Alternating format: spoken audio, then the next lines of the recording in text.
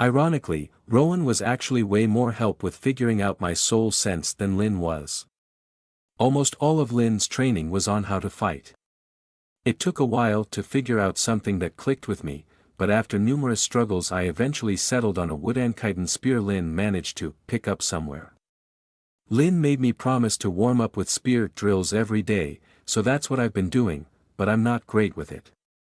Months pass with my new routine, and eventually comes the work I know will be far, far more difficult, not to mention deadly. Today's the day. I have a fresh, nasty-smelling set of armor. I have a spear. I have a valuable skill for hunter teams that could be passed off as something other than heresy. Just keep looking forward. I can do this. I have to do this. The Hunters Guild building looks like a relatively modest place from the outside, but it doesn't require advertising. If you want to leave the city walls, you need the Hunters Guild, or else gamble with the plethora of unregulated mercenary teams that were the only alternative. The guild has a reputation for excellence. People still die on outings more often than not, but they die less often when they're with hunters. The inside isn't much more interesting: a few tables, a desk, a receptionist. All the important stuff is through the doors behind her. Some of the souls past those doors are very strong. I have an appointment today," I murmur to the woman behind the desk, standing up as straight as I can. The counter nearly comes up to my neck. She says noncommittally. "Name?" "Vita, ma'am." "Don't have a fight kid." I blink. "No, my name is Vita." "Ah. Yeah. Sit down, I'll let Remus know you're here." I have way too much anxiety to sit down, so I pace instead. It would have seemed like a waste of energy before, but now I can afford it. Better to keep moving and keep building up my stamina. After all. "You look like you'll die before I even send you after a monster," a scarred old man grunts, opening one of the doors from deeper within. He's strong, real strong. One of the strongest I've ever felt. His soul is hard and cool, like running my hand over a stone at night. It's much, much bigger than Lynn's. Heavy burns mar the left side of his face, preventing him from showing more than half an expression. His graying hair betrays quite a bit of age, but his skin is pulled tight over a rippling frame of muscle. He wears armor made of massive scales, unlike anything I've seen up close before. "How old are you, anyway?" 12, he grunts. I am 16, sir," I stammer out, standing at attention as best I can. "Course you are," he grunts noncommittally, looking me over with a critical eye. Fine. Come with me." Unable to suppress a bit of a scowl at that comment, I follow him through the doors, down a hall, and eventually into a large, enclosed courtyard. Geez, his soul was neat. Wait, no, don't imagine eating him. How direct. I'm not quite sure how to respond to that, but I doubt stopping to think about it is a good idea.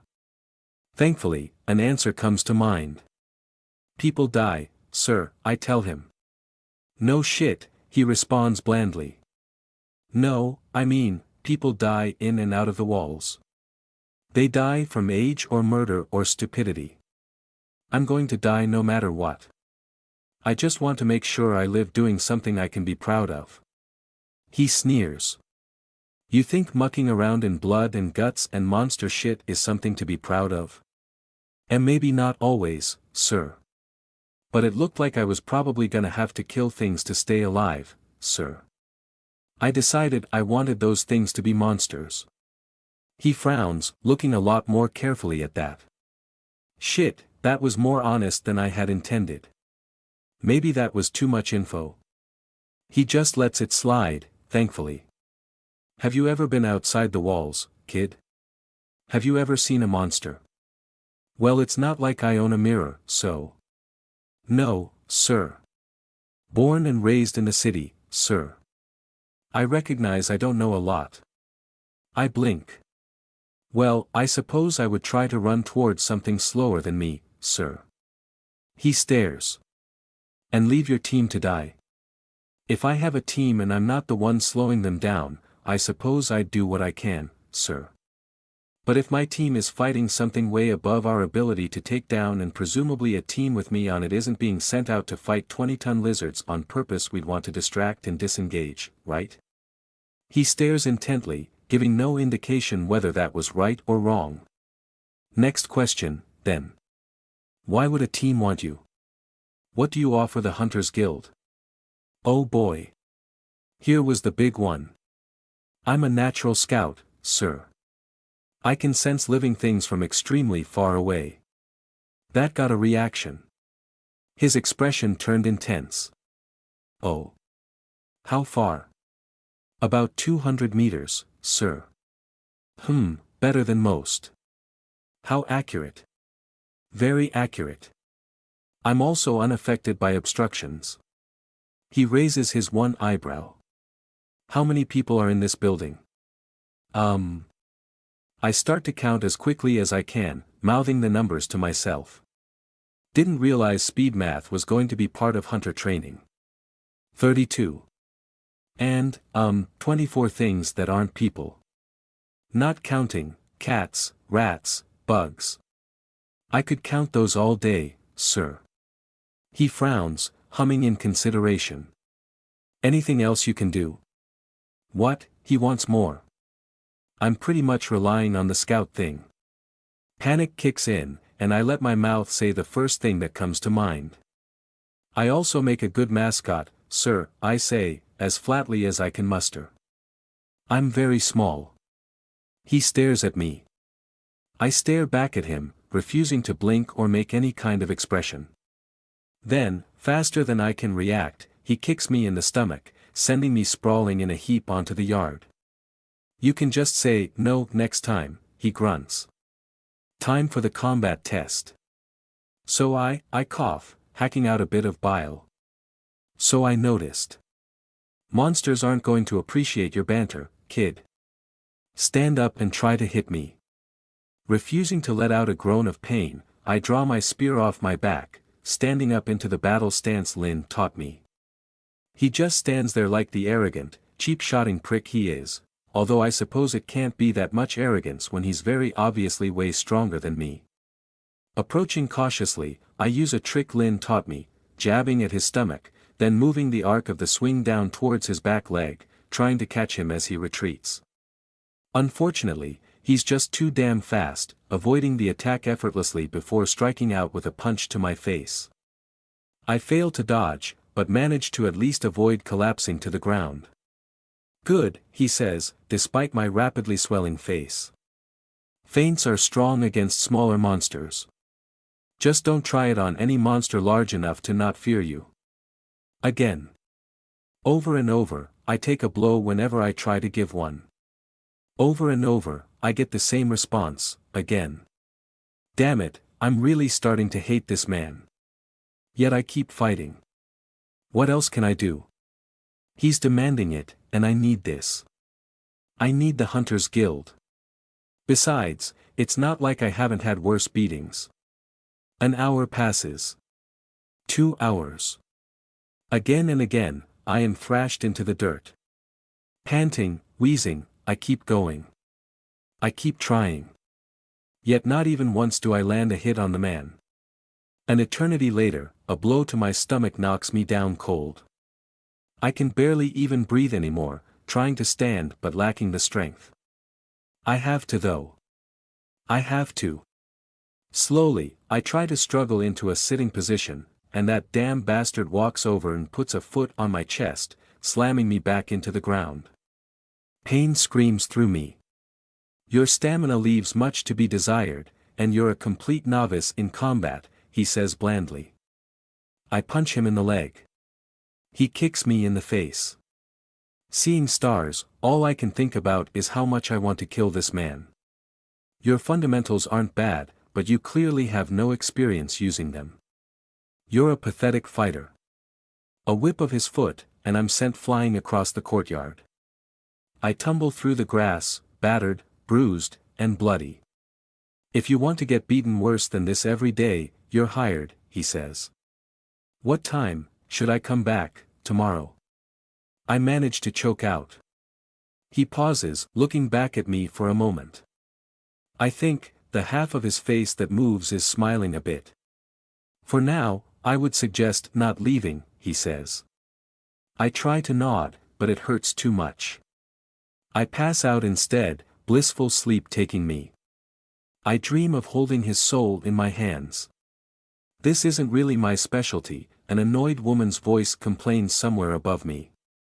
I don't see her, since my eyes are closed. My eyes are closed because I'm lying on the ground, in a ton of pain. The woman's soul is interesting, jagged and sharp on the top, bubbly and ever-shifting on the bottom. It's fun to watch. Well, learn to make it your specialty, and learn fast, Remus, aka the asshole who beat the shit out of me, gravels. You're going to be your squad's last lifeline, so you need to be good at it. I didn't say I wasn't good at it, the woman grumbles, kneeling down next to me. Cut the backtalk and heal her, Remus snaps back. She's going to be your first line of defense, so do it right. Ugh. This pipsqueak, comes the muttered reply, but she puts her hands on me anyway. The familiar tingle of magic pushes itself into my body, and I let it. Letting it wasn't a thing I could do before, but Rowan helped teach me that, as well. The strength of my will can and will fight against magic being cast into my body, and my defense is apparently above average. I could lower that automatic defense if I know what I'm doing, and I do so now. No sense making it harder for this girl to heal me. Are you sure, Remus? She's so weak. You're not good at the no backtalk thing, huh? I ask her. She turns red with embarrassment, looking pissed. One look at her face and I already don't like this girl. She's got blonde, curly hair, and it's styled like someone who actually has the time to style hair. Loops and swirls, all bobby and fancy. Her clothes are expensive as hell, and while I see some impressive armor underneath it, she's very much going for form on top of her function. What a waste. And that round face, she's probably never starved a day in her life. Not that. I mean, it wasn't bad to not starve, but still. She's attractive, rich, and comfortable. She's everything I'm not. And her soul is bigger than mine. Though that probably means I shouldn't piss her off too much. I thought you were asleep, she snaps. Why didn't you move? Was comfy, I answer simply, dropping my resistance again to let her literally work her magic. Vita, this is Penelope, Remus says. She's part of the team you'll be on. You're Biomancer. Penelope, Vita will be your scout. Ah, shoot. I'd definitely better step way back on the hating her thing. Lynn told me 20 times not to piss off anyone I need to stay alive. Thanks for the heal, I mutter, giving her a thumbs up. How did people become friends again? They ask questions about each other, right? If this isn't your specialty, what is? She snorts derisively, hands moving over the outside of my shirt as she wills my body to start repairing itself. Necrotic diseases and cellular degeneration, she says, scowling. I don't know what that means. She rolls her eyes. It means you die. Taking a body apart is much easier than putting it back together. And therefore a better use of my time and energy. The monsters can't wound you if they're dead. Now I knew that wasn't true.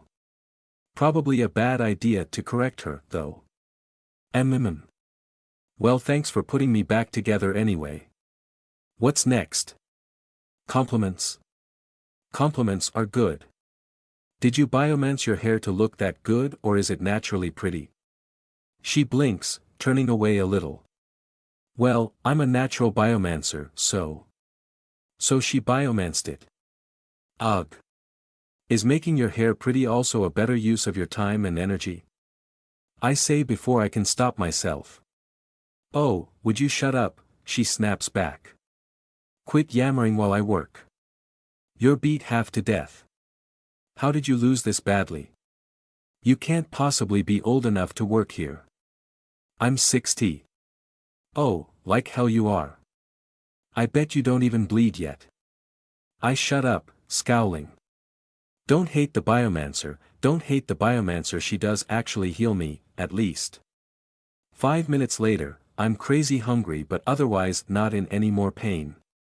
So better than average. There. Done, she says, turning and immediately moving to leave the courtyard. That's fine by me, I suppose. Remus looks down at me as I sit up. You're going to live here while we train you. You got anyone to say goodbye to? I nod. He nods back. Then we'll get you some food and you can go talk to them. If you're not back in 2 hours, don't come back. I nod again, following him as he exits. He throws a whole loaf of bread at me, and I munch on it as I jog back to the shack. Tearing off half the loaf, I share it with the kids, hugging them all before heading down below. Half a loaf of bread probably isn't enough to eat off that biomancy heal, but that's not as important. Rowan and Lynn are waiting for me below. Vita. Lynn says, looking my way as I jump down the ladder. How did it go? The people in the Hunters Guild are all assholes, I complain. Most people are assholes, Rowan says slowly. So. I spent the whole time getting beat up and insulted. Lynn's smile looks a bit fragile. Bah, you don't look beat up, she says. I kick at the floor, looking despondent. A little bit of dread creeps deeper into Lynn and Rowan's faces. But honestly, I can't hide the huge smile inside me for any longer. It blossoms on my face, full and joyful. Despair swaps to shock and just as quickly into uproarious, whooping cheers. Lynn and Rowan rush over and grab me, picking me up into a gigantic hug sandwich. You did it. You really did it. Lynn cheers. I nod rapidly, returning the hug to both of them. I can really squeeze now. You little scamp. Rowan chastises happily, nuzzling me. Don't scare us like that. You do it enough as is. I laugh, too happy to protest at how childishly I'm being paraded around the room in Lynn's and Rowan's arms. I love you guys. I promise I'll make good on our agreement. They want me to live there, so, one less mouth to feed, right? Once they pay me, I'll pay you back. As much and then some. So stay safe, okay? I won't die, I promise. No matter what it takes. I'll live. Good, Lynn responds. That's what I want to hear. I catch Rowan's smile dip a little, though. Just for a second. Just be careful, Vita, he says. Please. Don't get in over your head. I'll try, I say. But I don't promise. That's not really a promise I'll be able to keep. Eventually, the celebrations end. We head back upstairs and explain to the other kids I'm leaving to become a hunter, to cheers and salutations.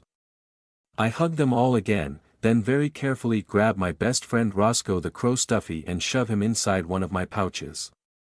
As if this was a perfectly normal event that warranted no further attention and certainly not the poorly hidden grins of my whole family thinking I'm adorable, I punctuate the action with a question. Hey Rowan, what does necrotic diseases and cellular degeneration mean? It's what the biomancer said she specialized in. Rowan says, blinking. It sounds like she destroys people's bodies with magic diseases, he explains. You may have found someone almost as creepy and disturbing as you, Vita. I scowl and punch him in the leg. He laughs. Don't be mean. She's gonna be on my team, apparently, so I wanted to know. Anyway, I should get going. I don't have much time left. See you, Vita, Lynn says, saluting. Knock em dead, kiddo. Not a kiddo, I say, smiling back. But that's the plan. At that, I head out, taking a deep breath to steel myself for the return to the guild. I still haven't really seen much of it, just the courtyard where I got my ass beat and the hallway between there and the front room. It was way bigger of a place than that, 2 stories tall and large enough to be a noble's villa. The secretary behind the desk gives me directions to what is apparently my room when I return, and I race up the stairs gleefully. There are already 2 other people in the room, go figure, but they aren't what catches my eye when I first walk in. No, what catches my eye is how huge the room is. I can't get over it. There are 3 beds in here. Each with a frame and a mattress. A mattress. Is one of these mine? That isn't the only furniture, either. There are little desks and nightstands and chairs and real pillows on the beds and... Are you just going to stand there gawking? Penelope asks impatiently. She is, of course, one of the 2 other people in the room. My room. A room where only 3 people slept and they slept in beds. I is one of these mine.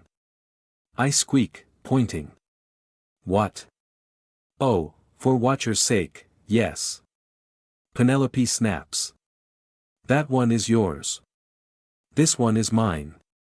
And the one with a person on it is hers.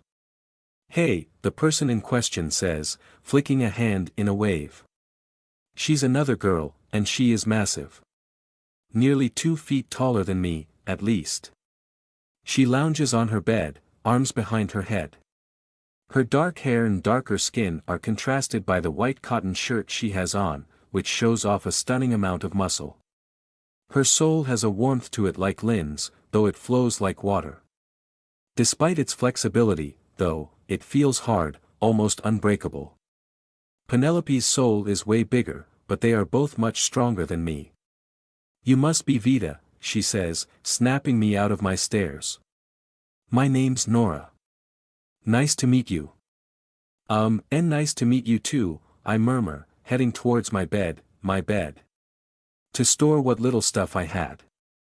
I'm not really sure what else to say, it's kind of weird having strangers be happy to see me. I pull Roscoe out of the pack I stuffed him in, carefully placing him under the covers. The act puts a goofy grin on my face. Is it comfy, Roscoe? I bet it is. See, Nora. Penelope says mockingly. I told you she was 10 years old. Blood rushes to my face in a furious blush. I turn on her immediately, ready to give her a piece of my mind. I am not.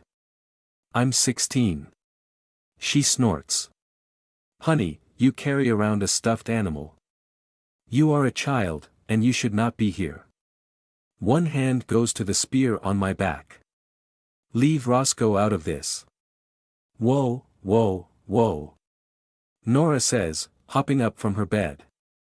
Holy shit, she is tall. How about the 2 of you cool it, okay? We just met, we're gonna be working together whether you like it or not. Let's learn to like it. I am not. I shout back. Please, you're not starving, she sneers. You're plenty fit, for a child. I almost snap at Nora too, but manage to stop myself, taking a deep breath. Right. Don't piss off the team. Especially don't piss off the biomancer. Okay. Sorry, Nora. Sorry, Penelope. Penelope just snorts. Come on, Nora prompts.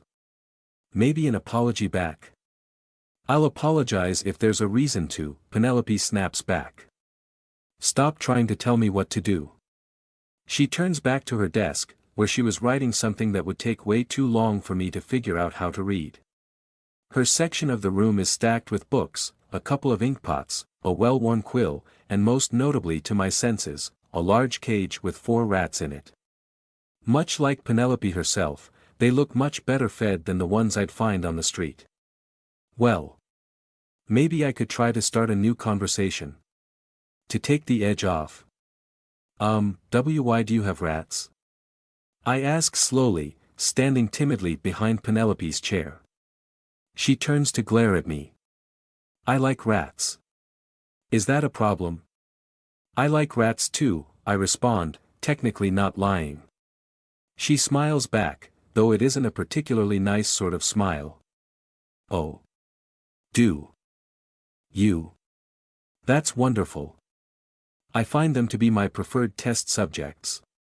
Plentiful, and decently similar to humans on a biological level for their level of convenience. Very easy to replace when they die.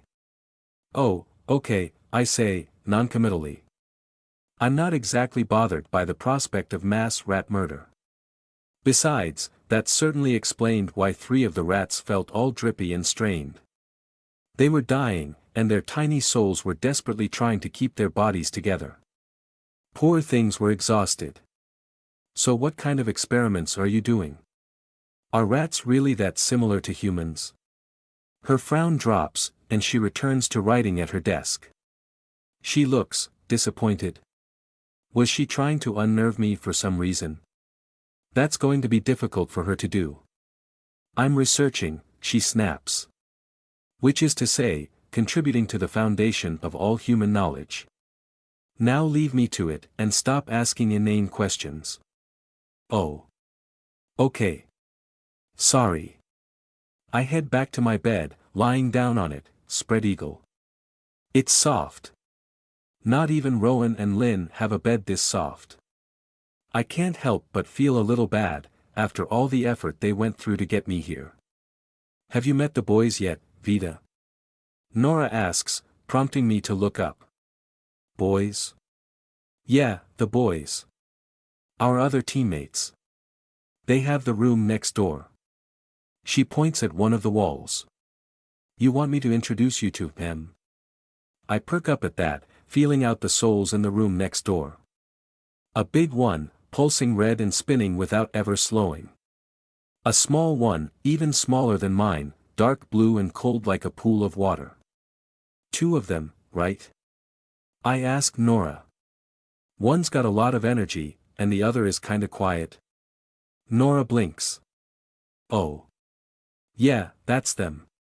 You've met them already? I shake my head, smiling a little. It was a bit of a lucky guess, but it's becoming increasingly clear that how a soul felt to me meant something. I'm trying to pay more attention to it. I'm the scout. I announce proudly. I feel them through the wall. I'm not strong like you and Penelope, but I'll make sure nothing hides or sneaks up on us. Huh, Nora says, seeming impressed. That's handy, V. I've never heard of a detection power that lets you sense someone's personality. Oh. Shit. Was that a bad thing to share? I dunno if I'm, good at it. That was my first time trying to guess. Everybody just feels different. Nora shrugs. Yeah, natural shit is weird like that. Let's get going. Oh. Okay, phew. Nora heads to the door, promptly, and I raise an eyebrow. You don't wanna put on pants first? I ask, staring pointedly at her undershorts. Nora scoffs. Why? I'm technically dressed. If they wanna stare, I look forward to their jealousy. She poses, flexing, and I can't help but giggle. I guess that's one way to look at it. I've always looked more depressing than anything. A starving Vida without her shirt was about the furthest thing from attractive. I guess that might be changing soon. The pair of us head out, Nora leading the way. She knocks on the door, calling out. Yo, get your pants on and come meet the last member. Apparently her clothing policy doesn't apply to the boys. After only a brief shuffle, a lean, tan, white-haired young man opens the door.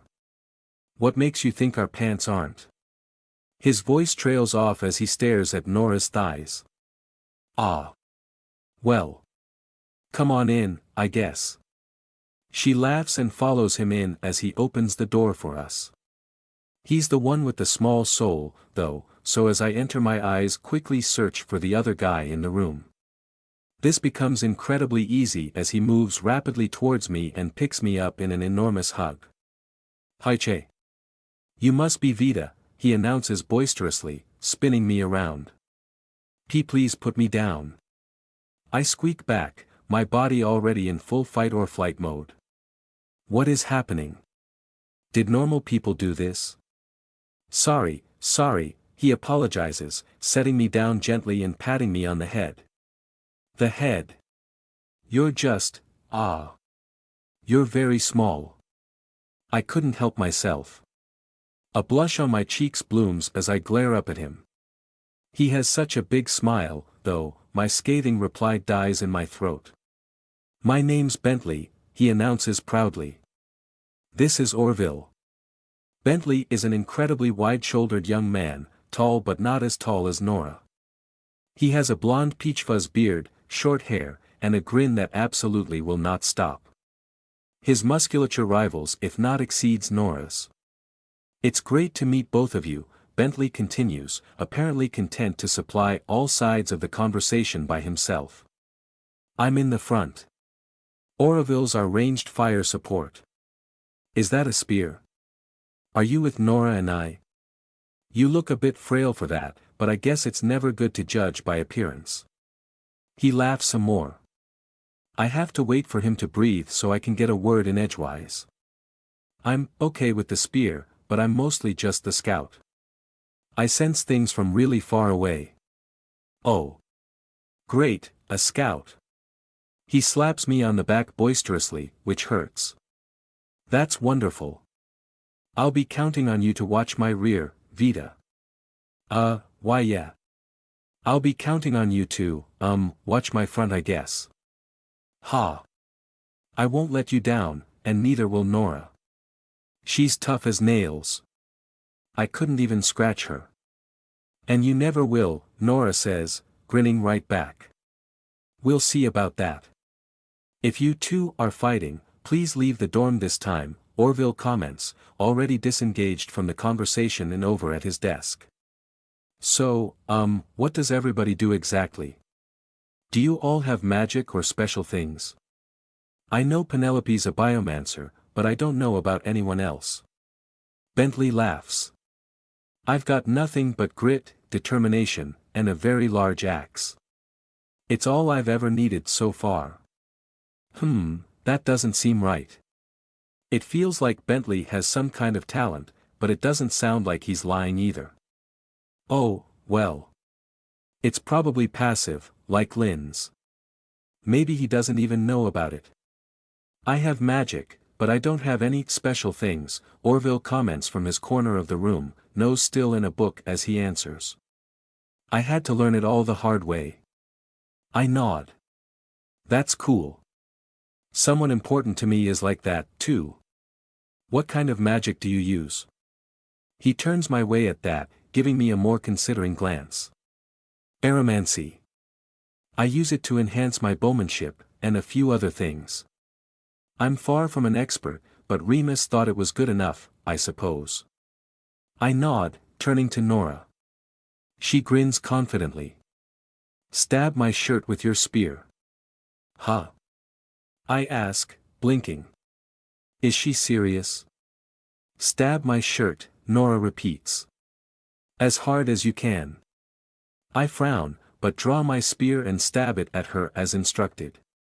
It goes, clink, against the cotton, as if I stabbed a boulder. I stare up at the mountain of a woman. What? I ask. It's my natural magic, she says, grinning back. I call it, reinforce. I make things tough. It also makes them inflexible, though, and doesn't work on living things. Not living things, she says. Don't ask, don't ask, don't ask. What about dead things? I ask. Like, if you kill a monster, can you pick up a corpse and use it as a shield? Hypothetically. She frowns. I dunno. It works on leather, so. I'd assume so. Neat, I say, keeping as straight a face as I can. Trying to distract myself, I look around the room to see if I can spot damage from the fight that Orville mentioned. Sure enough, stuffed in the corner, there's some smashed wood that looks like may have once been Bentley's missing nightstand. What a waste of such a nice piece of furniture. Have you guys known each other long? I ask. A few weeks, I think. Bentley answers boisterously. Enough to be friends, though I suppose we don't know each other all that well. You and Orville are the newest hires, Nora clarifies. Orville joined, 5 days ago? 6, Orville corrects, back to otherwise ignoring the lot of us. I fidget a little. Ugh, I really don't want to ask. But I also don't want to die. Can you give me advice for getting along with Penelope? I ask. We keep making each other mad, but I don't want to be on bad terms with the healer. Bentley scratches his cheek, looking mildly embarrassed. Well. You certainly shouldn't try to hug her. She gave me ulcers for a few days. It's not just you, Vita, Nora adds. We're all struggling to get along with her a bit. She really seems to look down on everyone else. I guess that makes sense, I say, frowning. She's like, way stronger than everyone else here. Hey now. You'll hurt a man's pride saying something like that. Bentley comments, only half joking. I shrug. It is what it is. You're the next strongest, Bentley. But Penelope feels closer to Remus than she does to you. Hey. Nora comments. What do you mean Bentley's the next strongest? I kicked Bentley's ass. Oh, It's just what my senses tell me. It doesn't mean you can't win. It makes sense to me. Bentley responds, laughing. Nora's the rock to my scissors. When she's in full armor, she's basically invincible. But, I suppose the paper to her rock would be Penelope, Nora finishes. Yeah. Doesn't matter how tough my armor is if she just completely ignores it. Biomancy is scary. She's probably used to getting what she wants. Who would want to talk back to someone that can just casually rot your eyes out? If only I could get that kind of respect from my powers. Okay. Thanks, guys. I smile, nodding. Thanks. So, when are we going to be doing hunter stuff? What kind of monsters have you guys hunted already? Soon and none, Nora answers. Most of our time here so far has been Remus kicking everyone's ass. Well, except Penelope's. Geez, not even Remus. That is so unfair. It's not that bad. Bentley says, grinning. I'm way stronger now than I was before. Remus is a good trainer. I consider that for a moment. I guess he didn't break too many of my bones, which was nice of him. If he had really wanted to hurt me, he could have done a lot worse. He must have been holding back on purpose. Bentley laughs at my comment, though, much to my confusion. It wasn't a joke. We have a full team now, so the hunts will probably start soon, Orville chimes in. We were just waiting for someone with skills like Vita's to show up. Huh, well that's neat. I actually got a bit of luck in my life. It's no wonder Remus accepted a wimp like me if I was the last piece of the puzzle he needed. Let's see, that was just about all the questions I had, and I'm not actually sure how else to talk to people. So, what to do now? I'm not tired, I can't go help Rowan, I'm not hungry. No, wait. I'm super hungry. I'm just not starving. That is going to take some getting used to. Is there food we can eat here? I ask.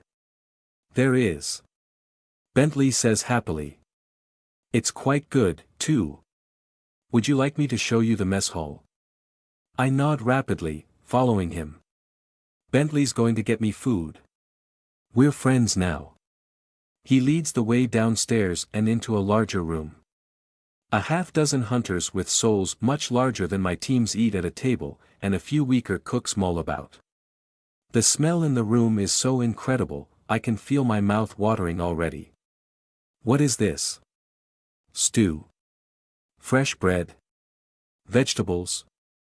Is that fruit? Right here, Vita. Bentley says. Help yourself. As much as you want. I stop walking. No way, I heard that right. What? You can take as much as you want, Vita, he repeats. Just don't overeat. We have to be fit to fight in case Remus ambushes us. Is that a thing that happens? No, wait, I don't care. I can have as much as I want, right? I ask. Yep, that's right. Bentley says. Can I, take it back to my room to eat? Well, I suppose so, sure. There aren't any rules against that, or anything. So I could take the food somewhere else to eat, too? I suppose. I swallow. No way. When do you think Remus is gonna want to see us? He strokes his chin. Probably not for another half hour, at least. I think he's out right now. Why? I don't answer. As fast as I can, I grab as much food as I can carry and sprint out of the Hunters Guild. I have a debt to start repaying. I told you to be back within 2 hours, Remus said, circling around me like a stalking wolf. I was back within 2 hours. I squeaked. I just left again. After stealing food, Remus pressed. Bentley said I could have as much as I want. The back of a fist collided with my stomach, knocking the air out of my lungs. It took everything I had to not double over and collapse. Hunters can have as much as they need, Remus snapped. Do you think our supply of food is limitless? We have what we have because we earned it, risking our very lives. It's why I'm here, sir. I choke out, standing up as straight as I can manage. I'm just trying to feed my family, sir. Then you can do so with the money we pay you, brat, and the value of everything you stole today will be cut from that first payment. Is that clear? Yes, sir.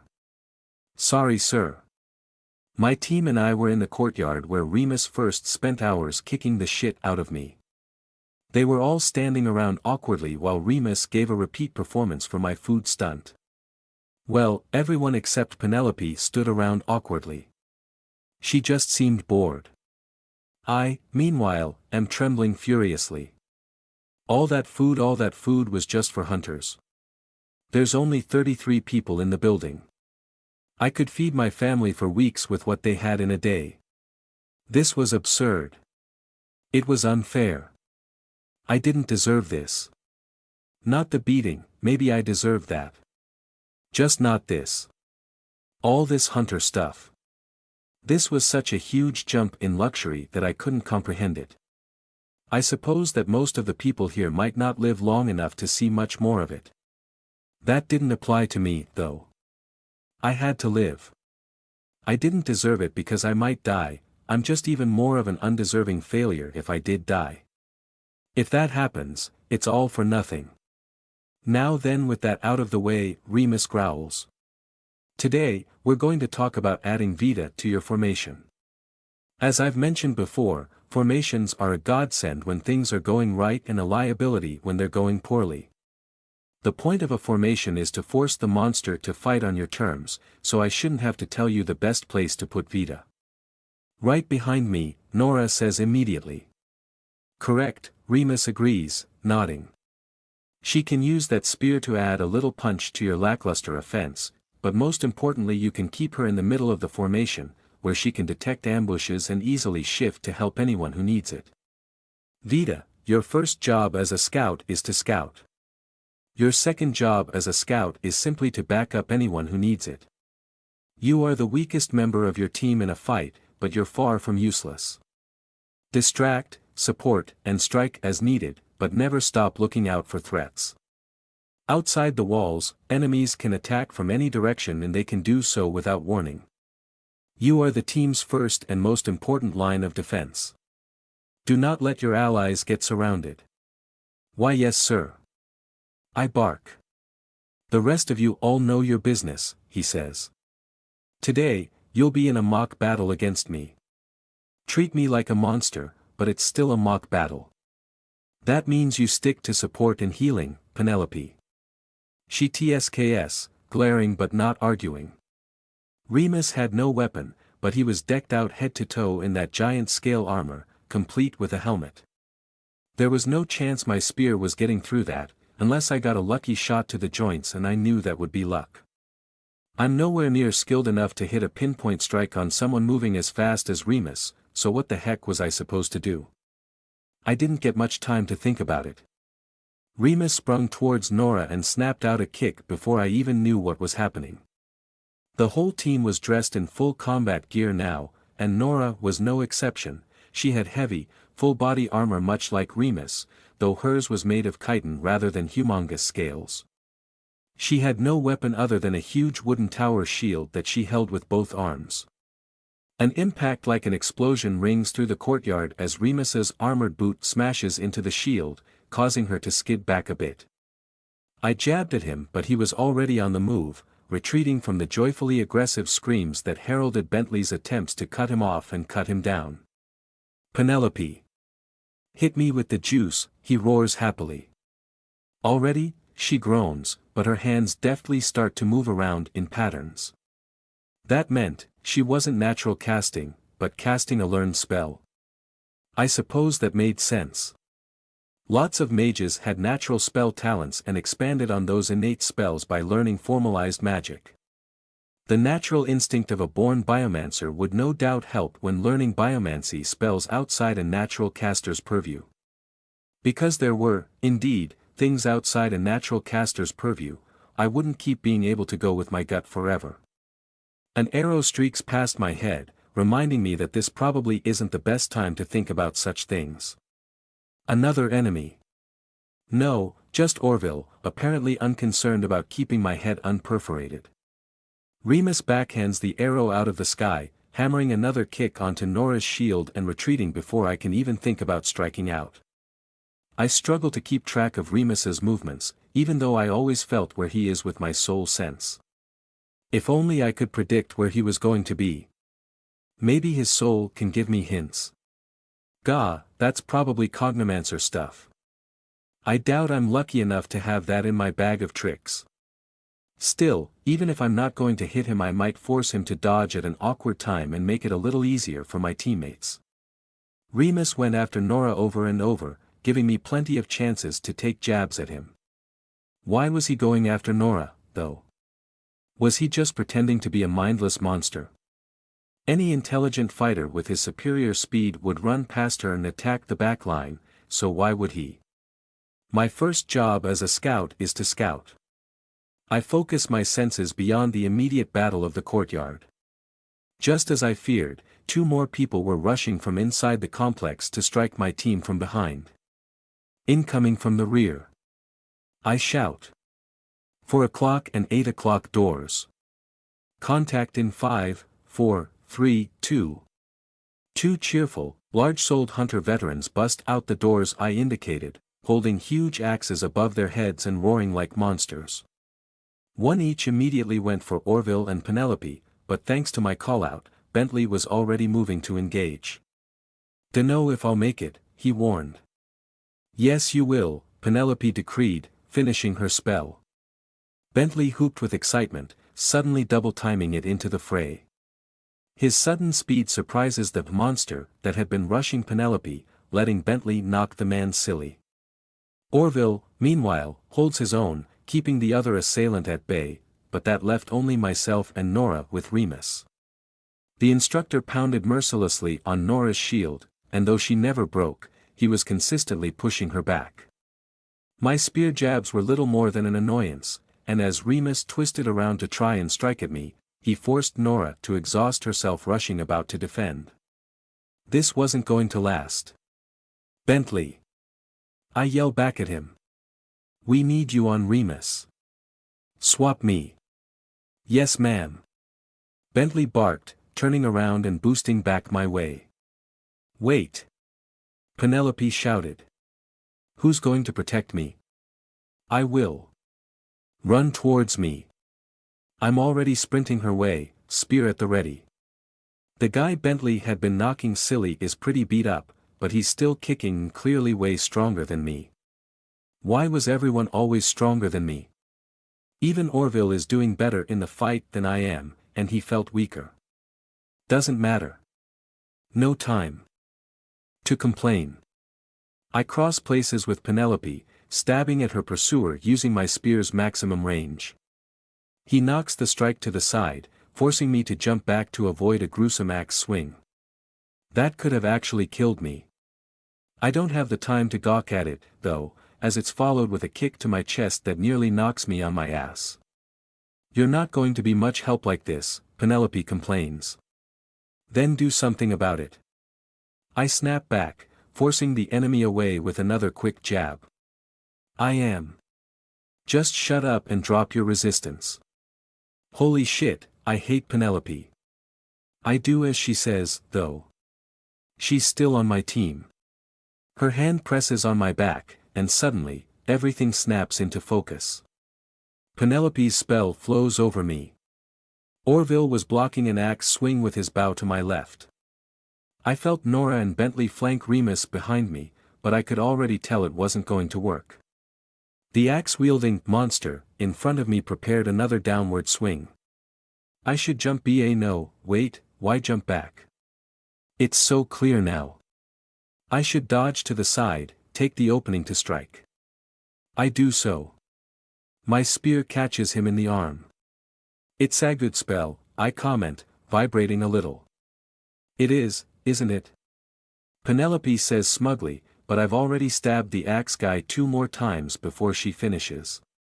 The damage is superficial, more due to his skill than mine, but he makes a show of dropping his axe and running off anyway. Go help Nora, I suggest, running towards Orville. The 2 of us together convince the other interloper to flee, leaving the full team clear to focus back on Remus. Nora looks absolutely exhausted, although Penelope casts something and she immediately stands back up straighter. As Orville's arrows start to fly, Remus actually starts getting pushed back a little. This was good, right? I get back into position. It was way easier to strike at Remus with Penelope's spell on me. Finally, some progress. Remus was rapidly getting pushed backwards now. His back would be to a wall soon. Our team might win. Suddenly, Bentley stumbles, his leg dropping into the ground up to his knee. Was that a pitfall trap? Thus immobilized, Remus catches Bentley with a roundhouse kick to the head, knocking our team's physical offense out cold. It all went downhill from there. I'm still jittery from the spell Penelope cast on me when the fight was declared over and Bentley was brought back to consciousness. It was so weird. Everything felt so fast. Yet I can't stop thinking over and over about how, of all things, Remus swung the match with a tiny, foot-deep hole. Damn it. We were all so close. Or had he been sandbagging? Had this been his plan all along? As badly as Bentley had gotten walloped, I have plenty of my own bruises as well. Remus didn't stop until everyone was beat and broken, though he never hit Penelope. Was she getting special treatment for being a biomancer or something else? Either way, it was bullshit. I have certainly seen worse battles from teams as new as yours, Remus declared. But in the end, your scout failed you. If this had been a real fight, you would all be dead. What? Yes sir, I say, standing as stiffly as I can. I was overly reliant on my ability. I still need to learn about threats I can't detect, like traps. Remus takes off his helmet. Maybe it's my imagination, but I think he's almost smiling. Correct, he says. You did well at your roll-up until the end, Vita. But if any one of you does not excel for the entire fight, the whole team dies. I nod, slowly. What should I have done differently, sir? I ask. I'm not any more capable of spotting a hole in the ground than anyone else on the team. I can't help but feel like I want to protest being singled out. Remus nods. Well, certainly it could be argued that the blame is on Bentley. But... Vita. What would have happened to you if Nora hadn't been covering you in the first part of the fight? I frown. I would have gotten the shit kicked out of me, obviously. Your allies covered for your weakness because that was their job, Remus continues, clearly picking up on your expression. Your job is to spot threats. Should you not be the one excelling in that area, so you can cover for your allies when they are lacking? That is what it means to be part of a team. Do you have any sort of talent to accelerate your growth as a warrior, Vita? Well, technically I did. Soul eating made me physically more powerful, and would probably continue to do so. Yet it seems like a dumb idea to bring attention to that. No sir, I don't, I lie. But I can train and become stronger without a special talent. He nods. That's true. You can and you will. But all your allies will as well, and your allies have a head start, a superior body frame, and exactly the special talents you lack. They will always be covering for you physically. But as you can clearly see, he kicks at the ground next to the trap. There's a lot more to surviving than muscle and blade. You are perceptive. You make sharp decisions quickly. Focus on that, and you will be indispensable to your team.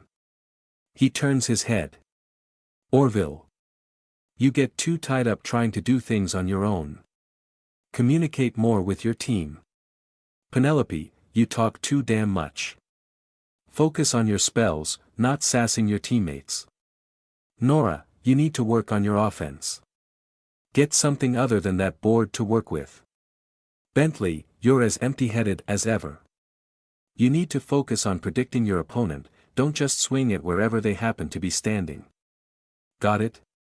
Good. Dismissed. Remus about faces and promptly leaves us, giving the team the opportunity to soak in our failures. Nora shakes her head and makes her way to the mess hall, she's sweating like crazy. Penelope makes her way back to our shared room, while the boys stick around. I stand with them, not really feeling like doing much of anything. I'm utterly, completely exhausted and Orville looks much the same. Bentley, on the other hand, doesn't look tired in the slightest, presumably because he recently had a concussion-induced nap. Predict where they're going to be and swing there. Are you sure that's what Instructor Remus meant, Orville? What if I predict wrong? Then you miss, Orville answers blandly. Exactly. Bentley exclaims. It makes way more sense to swing where they are. If I'm missing, that just means I have to swing faster. Aha. And how many times did you actually hit Instructor Remus? Bentley scratches his cheek, not meeting Orville's eyes. Okay, so I have to swing a lot faster. Has anyone ever told you that you're an idiot, Bentley? I turn away and start to head back to my room. Part of me wants to talk to them, but I'm just not feeling it right now. Unfortunately, Bentley spots me leaving and runs up to clap a hand on my shoulder. Hey!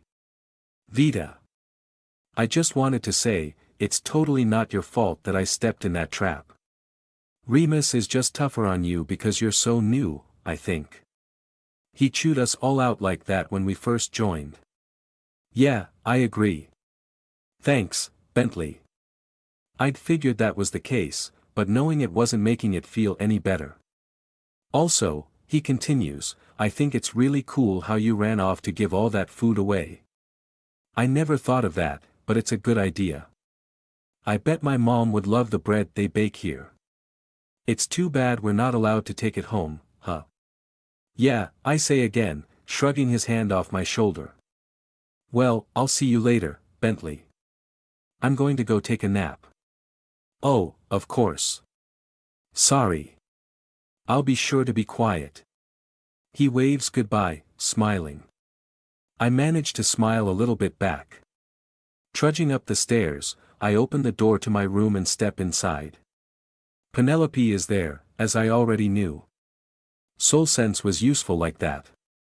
Ah, so the great failure of the mock battle returns, she comments blandly, not looking up from her desk. It was like turning a faucet. I step in quickly, grab Roscoe when I'm sure she's not looking, and leave. I would not cry in there. Not in front of her. Never, never, never. I let my senses guide me to a room with no one in it, which turns out to be a dusty old storeroom. Fine by me. I close the door behind me, squeeze my friend, and let the water flow. Quietly, oh so quietly, I begin to sob. Waste of water, but I have plenty of water now. It was always easier to hold back tears when the body couldn't make any. Damn it, damn it, damn it. Why was this so hard? Why did I feel so awful? This shouldn't hurt so bad. My life has been full of worse things than Remus and Penelope and the bruises I get from fake fights where I won't really die. But I tried so hard to win and everything was going right, and then the tears flowed still, and no amount of telling myself they shouldn't be there was going to stop them. I squeezed my stuffed bird as hard as I could, soaking him with my despair. It was just so hard. So scary. Why did I have to be born a blasphemy? Why did I have to be my family's hope? Why did it feel like everything I've accomplished was going to collapse at any second? I don't deserve this. I'm just a screw-up, a failure, an accident. I should not be here. Yet I have no choice, I have to keep going. What else is there to do? Eventually, after what feels like forever, the tears stop. I dry my face, give Roscoe one last massive squeeze, and return to my room. Penelope is still there, writing away.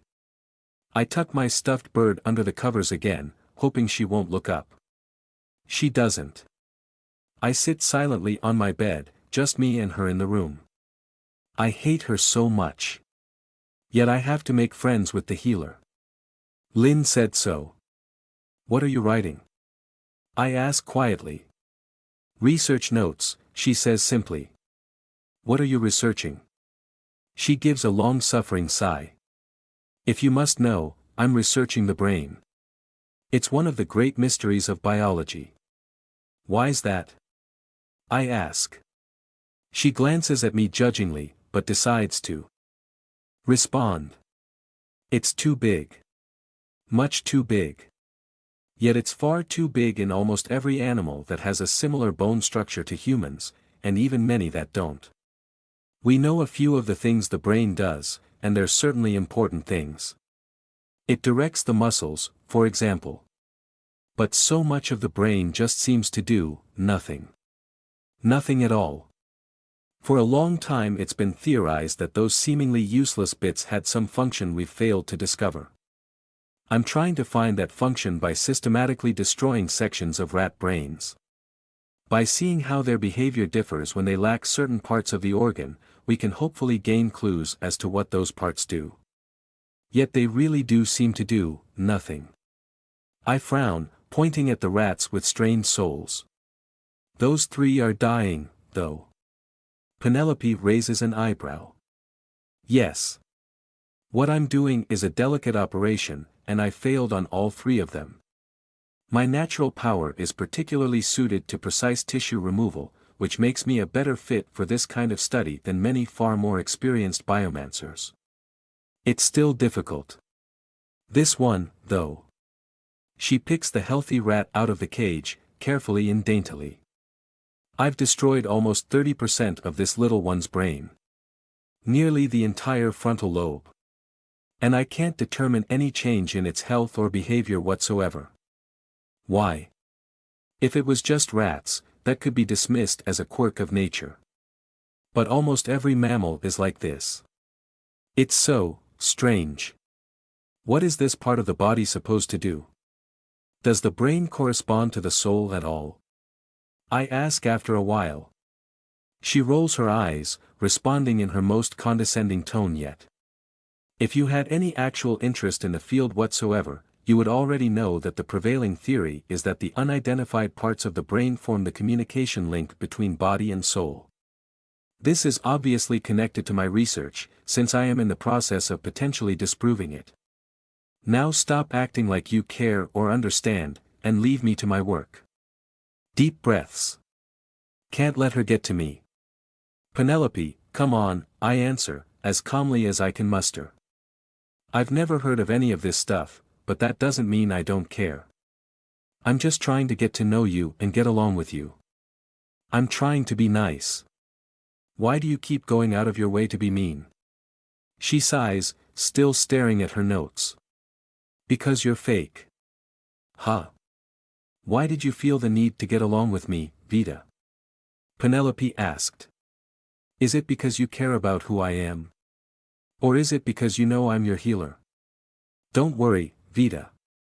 I know I'm just your magic dispensary, and I will perform adequately at that role to ensure you stay alive and healthy.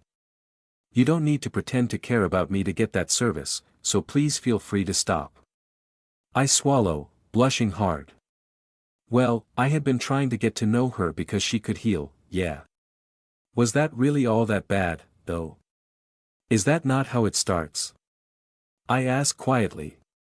Am I supposed to care about everyone off the bat? I'm asking because I'm sure there's a lot more to you that I want to know. Well, if only I could say the same about you. How come Remus doesn't smack you around like he does for everyone else, anyway? Maybe we could bond over that. Because I don't need it, I suspect. She puts the lab rat back in its cage. If Remus wasn't demanding I babysit you all instead, I could kill him and the rest of you together. She says this with perfect, serene confidence, like it was no big deal. I frowned, thinking. That's a bold claim. How would she do it? With a disease? Even if Remus is too strong to cast magic on directly, he can still get sick. Exactly, she answered, smiling a little. Your lungs would fill with blood in a matter of seconds. It must be awfully jarring for someone so strong to have so much to fear from a girl my age. Perhaps he doesn't know how to handle it. I stared at her, wondering if she really believed that. I think she did. She was too smug about it to be anything but serious. That was odd to me. Her conclusion didn't make sense. I don't get it. Our lungs fill with blood. Then what? We'll die eventually, I guess. But will we die immediately? How long would we have, Penelope? 5 seconds? 10? A minute? Have you ever killed somebody before? She blinked, momentarily taken aback. Well, no. Of course not. I'm not a murderer. I'm merely stating. How many people have tried to kill you? None. Why would anyone? Okay. That explains it. It's not really that simple, Penelope. I leaned in, staring very, very intently. If she wanted to act like I had nothing to offer, I'd gladly give her a bit of common sense. Without your fingers, you can't heal. Right? You need them for that, because it's all learned biomancy. Gotta draw your little spells. Your natural talent is disease. Take too long killing us, and we'll just kill you back. I could break your fingers, Remus could cut them off. Then your life is just a stab to the kidney or a slash to the neck away. Being able to murder isn't special, Penelope. Remus can do it. I can do it. A 6-year-old with a sharp stick can do it if they know how. People die. No one here is afraid of you just because you can end our lives. We trust you not to because you're smart enough to know the consequences, same as anyone else. I stared at her, unblinking, as she struggled to respond. Her casual boast couldn't match the conviction in my words. I was serious. If it came down to it, I would kill her. I wish that wasn't the case. I certainly didn't intend to kill her. Yet I knew she couldn't be more wrong. Remus is not afraid of her, and neither am I. Penelope looked away, turning back to her notes. Well, it's not relevant. As I said, I have no actual desire to harm any of you. I couldn't tell you why Remus gives me special treatment. I still intend to work with you, regardless of how much you'd apparently enjoy seeing me dismembered. I knew going in that none of you would like me. She scowls at me for a second, then returns to her notes. Leave me alone, Vita. I curl up onto my bed. That's probably all I'm going to get out of Penelope today. Honestly, I'm exhausted. I should sleep.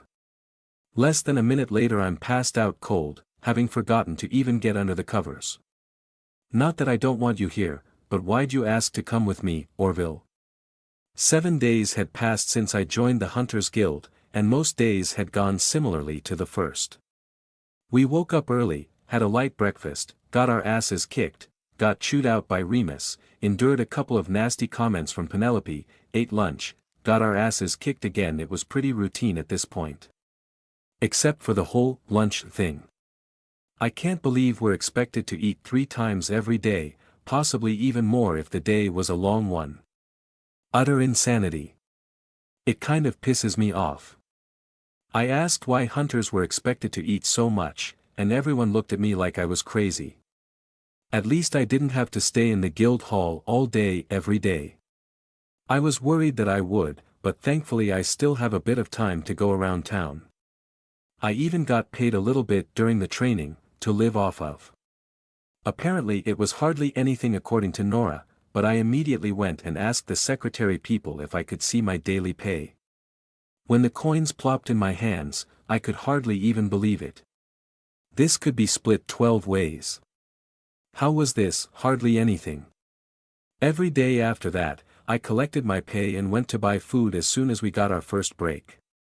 Not for me, since the guild had plenty, but for the shack. Just simple, cheap stuff, quantity over quality. But unless the day was especially short, I had just enough to buy a shitty street rat meal for everyone. Remus has been on my ass to spend time with people during my breaks, Orville eventually answers, staring around. The two of us were wandering the stalls, heading deeper and deeper into the bad parts of the city so I could find a vendor who actually sold food at a reasonable price. I didn't need any of that fancy stuff that had actual flavor, after all. I'm just here to keep people alive. And you chose me? You never talk to me. He stares down at me for a while. Yeah, he eventually says. You don't really talk to me either. It's why I picked you. I nod. That made sense. So many of the others would talk about nothing well past there being nothing left to talk about. Yap yap yap, talking to talk. Orville must not like it either. I don't have much reason to talk to the guy, so I tend to not. He wasn't particularly impressive or strong, but he did well enough during practice and like what else do I need from him? I had to talk with Nora a lot about positioning and coordinating. I had to talk to Bentley because he never paid attention beyond whatever enemy was in front of him. I had to talk to Penelope because half the time she just wouldn't do anything unless someone told her to. Orville, meanwhile, shot the targets that needed to be shot. I didn't need to manage him at all, and outside of practice I barely ran into him. He was always either out practicing or sitting in his room. Eventually, I find someone grody enough to serve shit food at a decent price, and I load my arms full. Orville offers to help carry some of it, which I gladly take him up on. From there, I lead him through the back alleys, twisting further and further into the figurative underbelly of Skyhope. Even I now noticed the marked decrease in the quality of my surroundings. It was odd feeling so comfortable here, now that I looked so very, very out of place. I drew eyes that a starving street rat would quickly scamper out of sight from. I had to meet those eyes now, lest I be seen as a target. Vita, Orville eventually comments, are you sure we're in the right place? There are a lot of criminals here. Not all homeless people are criminals, I grumble. Orville glances back to an alley entrance we just passed, where a group of 5 men had been kicking the shit out someone. Oh. Well. Yeah, those guys were criminals, I admit. Is this safe? He asked. No, not really, I tell him. Did you bring your bow? No. I did not think I would need it. That sucks. Either because or in spite of my weapons and armor, however, we make it to the shack unaccosted. I knock on the door, which falls over. Oops, I murmur. Vita. Excited cheers erupt from within the shack and in moments I'm swarmed by kids nearly trampling each other for a chance to hug my waist.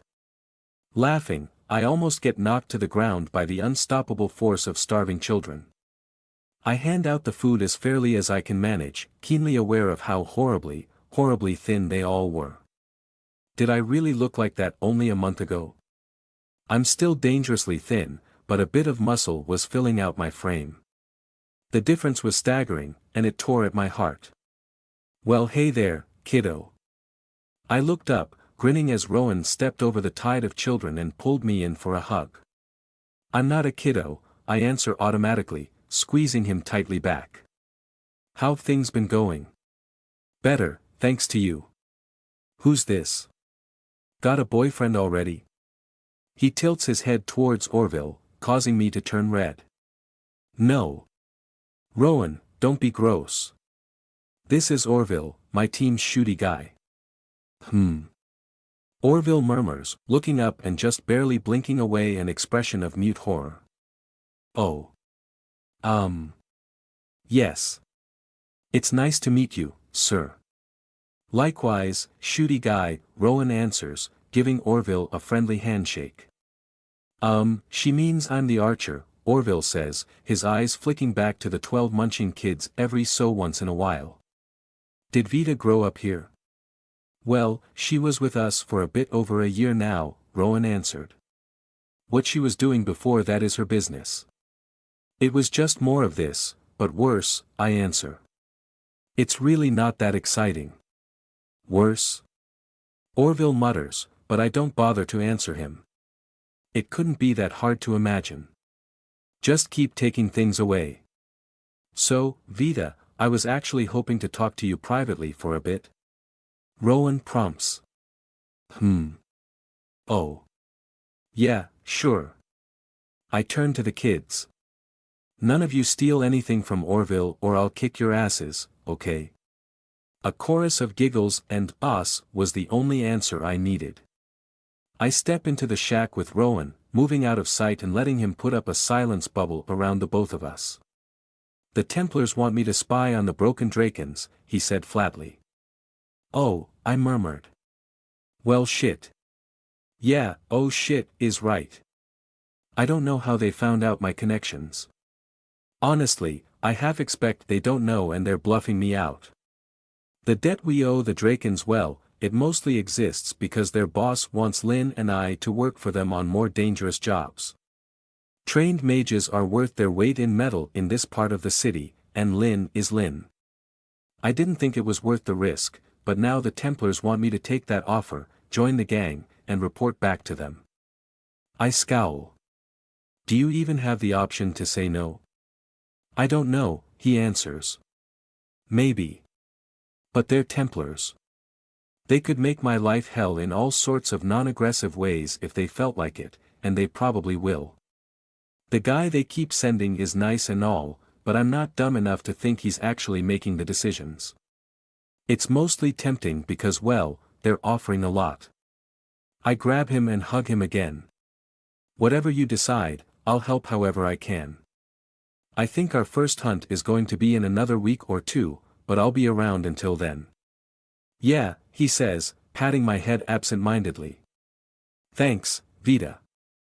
I'm just really not sure what to do. It's so dangerous, but there's danger in denying the Templars as well. Is there anything working for the Templars will get us besides money? Because I can handle money. There's not a lot, Rowan says, scowling. The Templars probably could give all the kids a good life, but I'm not exactly very useful as a spy if I suddenly and suspiciously start getting support from a third party. The broken Drakens are the ones renting us this shack, so they're obviously going to notice if the kids move out. It's just. Who do we fear more? I finish for him. The Templars or the broken Drakens? Not quite, Rowan says. I mean, the answer to that is the Templars. The Templars are far more dangerous. But their wrath if I scorn them is probably just going to be repeatedly inconveniencing me, not dragging me into an alley and beating me to death. So what's the issue? I smile a little. No risk, no reward, right? As long as you promise not to die. He laughs. Yeah. Okay. I promise, Vita. I nod. There's only one more thing to say, really. Where's Lynn? What does she think of this? Out on a job. She's hesitant, obviously, he answers. Don't tell her I told you, but she fears the Drakens almost as much as I hate them. There are a lot of powerful people in their ranks, even by Lynn's standards, and of course, if they find out we're crossing them, the kids lose everything. Maybe everything. They call it a debt, but it's no secret that the real thing they're holding over us is the kids. Oh, I say. Yeah, Rowan answers. But, damn, Vita. You're growing so much. When we look at you, we can't help but want all the kids to have that kind of chance. You know. Yeah, I agree. The Hunters Guild is like a whole different world, really. Well, you'd better get back to your world, then. Rowan claps me on the arm and ends the silence bubble, the both of us exiting the shack together. The children were climbing all over Orville, asking all sorts of questions about the Hunters Guild. Okay, kiddos, I gotta go back, I say smugly, savoring my ability to use the word. Orville, check your pockets and let's go. I start the trudge back, making sure to keep my eyes and my soul sense as peeled as potatoes. The walk itself was good training, I had to do my best to note every detail of the street as I went. I couldn't miss anything. I had to think of the whole world like Rowan's Cup games, every detail is essential, and yet also exists to distract me from every other essential detail in the process. We laughed, you know, Orville says. I almost got annoyed when Orville broke my concentration, but no, I had to be able to watch and talk anyway. This was better practice. Laughed? I asked. When Bentley told us how you took all that food and ran off. Even Penelope snorted a bit. We all thought it was so silly. Oh, I said. Yeah. Sorry, I guess. I didn't know. It's okay. The two of us were silent again for a while. I had to take a fairly roundabout route through the alleyways in order to avoid running into anyone else. It was, annoyingly difficult, what with so many people going the same way we were. Are you really 16? Orville asks. Penelope insists you can't be. He nods. Okay. Sorry I doubted you. Seeing that, makes things make a lot more sense, I guess. I nod back, focusing on the alleyways again. Something was bothering me. The last few odd turns we made were matched by another group of two. No sense being stupid enough to assume a coincidence. I think we're being followed, I warn. Orville raises an eyebrow. Followed? By who? I dunno. Two people. One of the souls was a velvety texture, soft and inviting, yet awful to feel at, since it tasted like oil. The other was just grease, a translucent tan that felt slippery yet likely to stick to everything. Well, I don't have my bow, but I can still cast. What do you want to do, Vita? We should probably try to shake them off. I don't like how they taste. Orville gives me a concerned look. What? I mean, to my power, I murmur. One guy's oily and the other guy's greasy. And not like cooked meat. It's gross. This way. I dip down an alleyway. No amount of random turns would shake them off of us, they're a couple turns behind and following anyway. The pair is tracking us somehow, maybe with a power like mine. The alleyways are mostly devoid of people, and while we might be able to reach a crowded street before they catch us, this was still the bad part of town. It would be a while. Still, I have an idea that might get them off our butts. Boost me over this wall, I order, heading into an alley just barely short enough to scale. How come you don't boost me over? Orville grumbles. I'm lighter than you. Come on, just do it. He helps me on top of the divider, a simple clay wall cutting the alleyway off of what was technically private property. Up top, I turn around to reach down and help Orville up as well, legs dangling over the other side. I pull him up just barely in time to spot Friggs and Squigs walking into view. Those assassin guys. Really? Why were they following us? Get down, I whisper to Orville. What? He asks. Rolling my eyes, I push him over the wall, putting a finger to my lips as he looks up to protest. I didn't know what these two murderers wanted, but there was no sense letting them get a good look at my friend. Lying on my stomach, I was uncomfortably doubled over, feet and arms each dangling on one side of the solid clay wall. It was more than a little bit of an award position to look down at people from. I made an effort not to glower as Squigs and Friggs approached. I suppose they're not bad as murderers go, they gave me some tasty food and let me pick up a tasty soul, after all. Still, it was good to be cautious. Well, well.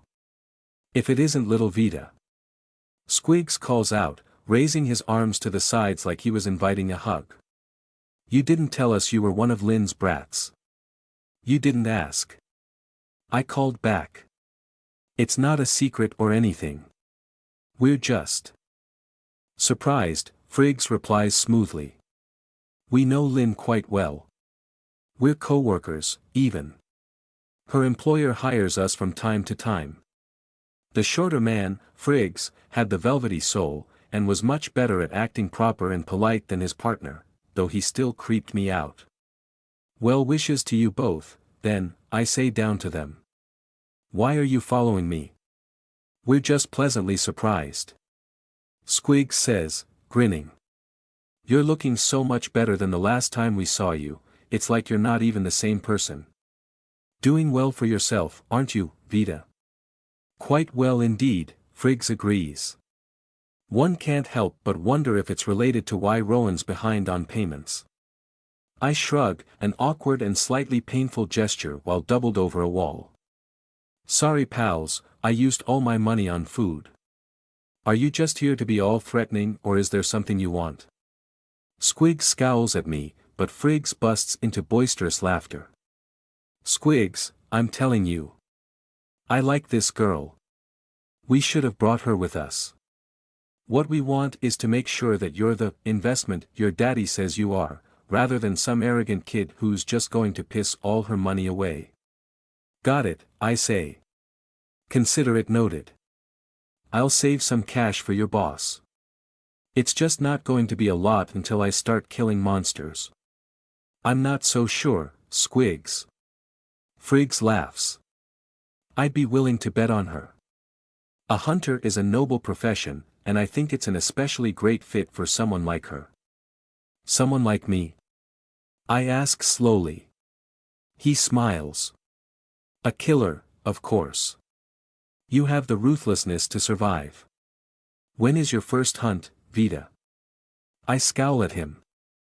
I'd be surprised if it was more than 2 weeks from now, but I don't control that. 3 weeks, then, he says. Show that you're a wise investment by then, Vita. My scowl deepens. Okay, I say. Also, Rowan's not my dad. I hop off the wall on the other side from the pair of killers, landing next to Orville. It wouldn't actually stop them from following us, I bet, but they didn't move to do so. That was a relief, at least. Orville opened his mouth to say something, but I shushed him again, moving quickly away from Squigs and Friggs. I kept mental track of them all the way until they left my detection radius, and only then did I start to relax a little. Okay, I said. Now you can talk. Are you in debt to the mob? He hissed. Technically no, I say. But basically yeah. More like they're making me responsible for someone else's debt because they can and might stab someone I like if I don't help pay it. He gives me a funny look. You are weirdly nonchalant about this, he says. I shrug. It's not that big of a deal. I was planning to help pay it anyway, they didn't need to threaten me over it. But they did. Shouldn't you be worried? I frown, thinking about their soul sizes. Not that much bigger than mine. I might be able to take them. He stares at me for a bit as we walk. They called you a killer. Have you killed before? Yeah. How many? One, I lie. Unless you count rats. What's way more common is how many I see die. How many would that be? I think about that for a while as the path finally breaks out into busy streets, the city rapidly becoming more inviting as we leave my part of town. Dunno. Hundreds, I admit. Sometimes you just hunker down somewhere for the night and the people next to you never wake up. Sometimes people get sick and take everyone they know with them when they go. Sometimes you're just walking down the street and a man stabs another down the alleyway. It happens all the time, really. Orville nods slowly. Do you want to talk about it? He asks. I shrug. I do want to talk about it, actually, but I probably shouldn't. Grig was a secret I'd probably have to take to my grave. Shit's rough where I grew up, I say instead. I mean, I wasn't joking when I asked you guys why hunters ate so much. I didn't know most people ate 3 times a day. I trail off, not sure how to continue. It's honestly a little scary to think that your place is in the same city as all the stuff I'm used to, Orville says quietly. No one should have to live like that. Well, feel free to give my family as much money and food as you want, I grumble. Just not too much food. I've seen people die from getting a sudden windfall and not knowing when to stop eating. Do you mind if I join you tomorrow as well? He asks. I stare at him for a while, watching him fidget. Just remember to bring your bow next time. The moment came sooner than we all thought it would. Only a week later, after Remus left us all panting and bruised on the courtyard ground yet again, he barked out a question. Okay then. Do you rats think you're finally ready for a real hunt? I got up off my back, still panting. Everything ached, but I wouldn't give this less than my full attention. Yes, sir. Bentley barked back. We're ready, sir. Whoops and cheers erupt from our more boisterous members, which is to say Nora and Bentley. They high-fived each other as Orville nodded seriously. Even Penelope had a small smile. What's the job? I ask. Burrow hounds, Remus answered. They're mostly a vermin-class monster, but they can still cause serious damage to forests and structures. They have the potential to grow big as well, though if you're lucky we won't meet one of those on our expedition. We're not lucky, I say flatly. Remus actually smiles. Correct. So you'd best prepare your asses to get stomped on. I'll be coming with you, but don't expect me to do shit. I'm your judge, not your lifeline. I sigh. Despite his words, he'll probably step in if someone's about to die, but even that guarantees nothing. Sudden, instant death happened outside the walls. It's why the scout was the first line of defense. So, what are burrow hounds?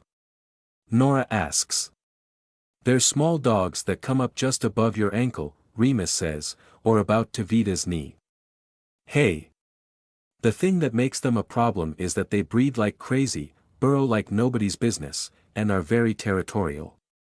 The colony we found is about 2 days from the city, but that's too damn close. If they get into the walls they could endanger hundreds of thousands of lives. We don't want any of them anywhere near here. Your team is going to find them and exterminate every last one. Penelope's smile widens. Which is what you need me for, she deduces. I can use my power outside the walls, right? Remus nods. Exactly so, Penelope. You and Orville are going to be essential for wiping out the colony.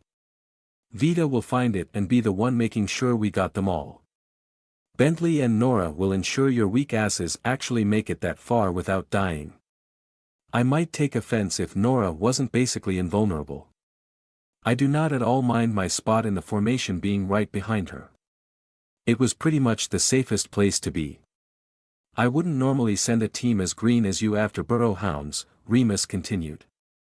They're weak individually, but they coordinate well and ambush in packs from underground.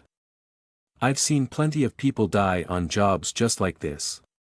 But the lot of you have the kind of skills needed to succeed. Vita, make sure you watch out for movement underground. They're fast in those burrows. If Vita shouts at someone to move, I don't care if the rest of you are halfway up a tree or in the middle of taking a shit, you move. There were nods all around from the team, which flared a bit of pride up my chest. Penelope was still testy on a good day and outright aggressive on a bad one, but she didn't argue at practice. Neither of us liked the other, but there was a begrudging respect. I'm the eyes in the back of her head, she was the lifeline that could turn me into an actual combat threat. The rest of my team was downright friendly, though I'm not at all confident that meant they'd keep secrets for me. Nora, at the very least, went to church every so once in a while. I couldn't help but be a little cautious of her after learning that. What else are we likely to encounter outside the walls, sir? Orville asks. Everything, Remus answers bluntly. Ecosystems can be created and destroyed overnight if a powerful monster roams through. Expect nothing, be prepared for anything. As for what I expect to find, thankfully not a lot. The area is stable for now, at least so far as we know. Probably a lot of insects, carnivorous plants, solitary predators, and mid-size herbivores. Stuff you can handle, unless you try to handle it all at once. The area in particular that we'll be heading to is jungle-like, so count on poor visibility and needing to cut our path forward. No problem there, sir. Bentley says, saluting happily. I believed Bentley on that, we would probably be fine. Bentley's a great fighter, but rather than being particularly strong or fast tough, the thing I can't help but notice about him is that he never gets tired. He's not left a panting mess after training, he doesn't slow down as a fight drags on. He just keeps going. I suspect the whole team was happy to leave him the task of cutting through the underbrush. The spell Penelope calls hypermetabolize was basically perfect for him, it pushes his body to its limit and beyond, but burns energy reserves like crazy. Bentley barely seems to notice. Penelope once commented she'd try keeping it active on him all day if it wasn't literally illegal. Sometimes I wondered which one of us Rowan would find creepier. I hoped it was her. I'm not trying to be so weird. Anyway, you're dismissed, Remus says. We leave tomorrow morning, and each of you may never come back. Get whatever you need to get ready before you go. I did some quick mental math. Sir. The colony is 2 days from the walls, so that's a 4-day round trip at least. I've not been taught to keep watch in my sleep. Remus raises an eyebrow. Bold of you to assume you'll get to sleep, Vita. I open my mouth, close it, then open it again. Was that a joke, sir? No. Sometimes on jobs you'll need to stay awake for days on end. But hopefully, this will not be one of those jobs. We'll be making camp well before nightfall, and you will sleep during the day. If you're able, it would be best if you hold the entire night shift. The difference between your senses and your teams will be even more staggering in the dark. But if you can't stay awake all night, be sure to get someone to take your place, understand? Know your limits. I nod. He nods back, and makes his exit. The team continues to sit on the grass, due to exhaustion from most of us and solidarity from Bentley. Let's make sure to do this perfectly, Penelope says seriously, sitting up into as regal a position as she can manage. I'm tired of being coddled by the old man. Easy enough of a thing to say, Nora answers, flat on her back. I agree, though. I'm stoked for this. Being our own hunter team, getting strong, making the big money. That's where it's at. Getting strong. It came as a surprise to me to learn how much of my team held that as part of the reason they became a hunter. It's true that hunters who lived were incredibly powerful, but I hadn't really thought about that. I plan to do the same thing, after all, but have a completely different way I'm going to go about it. However, I am stronger, even without eating any souls since joining the guild. My soul was just a tiny bit bigger than it was before. Same with the rest of my team, all natural growth, no blasphemy, although I suppose I'm making assumptions about their soul-eating habits. People just got stronger when they got better at stuff, I supposed. Which made sense. Babies and children tended to have much smaller souls than adults, after all. I'm surprised Remus heard us talking earlier about dispersal, Penelope, Orville comments. Yes. I also assumed that was what he meant when he said you and I would kill the hounds. It is true that aeromancy would be ideal for pushing a biological agent down through a series of tunnels. Perhaps that is why our team was recommended so soon. Not to mention our omniscient little Vita. Nora says, cackling. Quit calling me little. I protest. I'm growing. Probably. Speaking of, Penelope butts in, I should give everyone a checkup. If you're less than your best it will reflect on me. And we can't have that, Orville mutters. I laughed, enjoying the banter. It continued for a while, but eventually people started to break off. Bentley ran home to talk to his family, Nora went to get some food, and the rest went back to their rooms. I trudge up to my room after Penelope. I'd eat in a bit, but if she's giving checkups I want to talk to her while it was just the two of us. I've been stewing over a few things I want to say to her, but I'm just not sure how. Once inside, however, Penelope surprises me by being the first one to speak. Vita. Perfect. Come here, I'll need to check you out the longest. Okay. I approach and stand next to her, wondering what this was about. Do you have a general practitioner, Vita? She asks, turning her chair around to face me. A what? Do you see a biomancer or mundane doctor on the regular? She clarifies impatiently. No. I've talked to a biomancer other than you, once. Ever. Penelope takes an annoyed breath. Okay. Have you spoken with your mother recently? No, I'm still an orphan. Why are you asking me this stuff? Because you're going to start menstruating soon and I am daring to hope that I won't have to be the one to teach you about how to handle it. No such luck, I suppose. Take your armor off and lie down on your bed, let's get this checkup over with. I don't really have a way to respond to that, so I just do as instructed. Stripping down to my undershirt I lie down, letting Penelope poke and prod at me. It's silent and awkward, so I let a little bit of what I were planning to say slip out. I really am kind of interested, you know. She murmurs. In your research, I mean. How has that been going? I'm sorry, I don't know much about it. I never knew about that kind of stuff before. That doesn't mean I'm not interested, I'm just. You're just ignorant, she finishes, her hand slowly passing over my leg as she pushes magic in to scan. You say that as if you expect it to be an endearing quality. It isn't. I hold back a hiss of annoyance and press on. I just mean, it got me thinking. If your work disproves that the brain links the body and the soul, then what does link the body and soul? I couldn't tell you. That's outside the scope of my research. I scowl. Come on, a guess at least. She scowls right back, but thinks on it. I don't know, she says. If you had asked me before I started my experiments, I would have agreed that the brain was likely the link between body and soul. There doesn't seem to be anything else that could do that job. It's the most obvious link to make. Only creatures with a nervous system or nervous system equivalent are known to have souls, or so the Church says. We have to take that information for granted, of course, as methods to view such interactions ourselves would require at least basic animancy, and that's a door no one wants to open.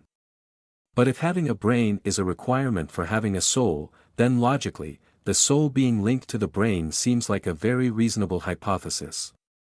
But when you remove the parts of the brain said to link with the soul, nothing seems to happen. What if something happened and you just can't see what it is?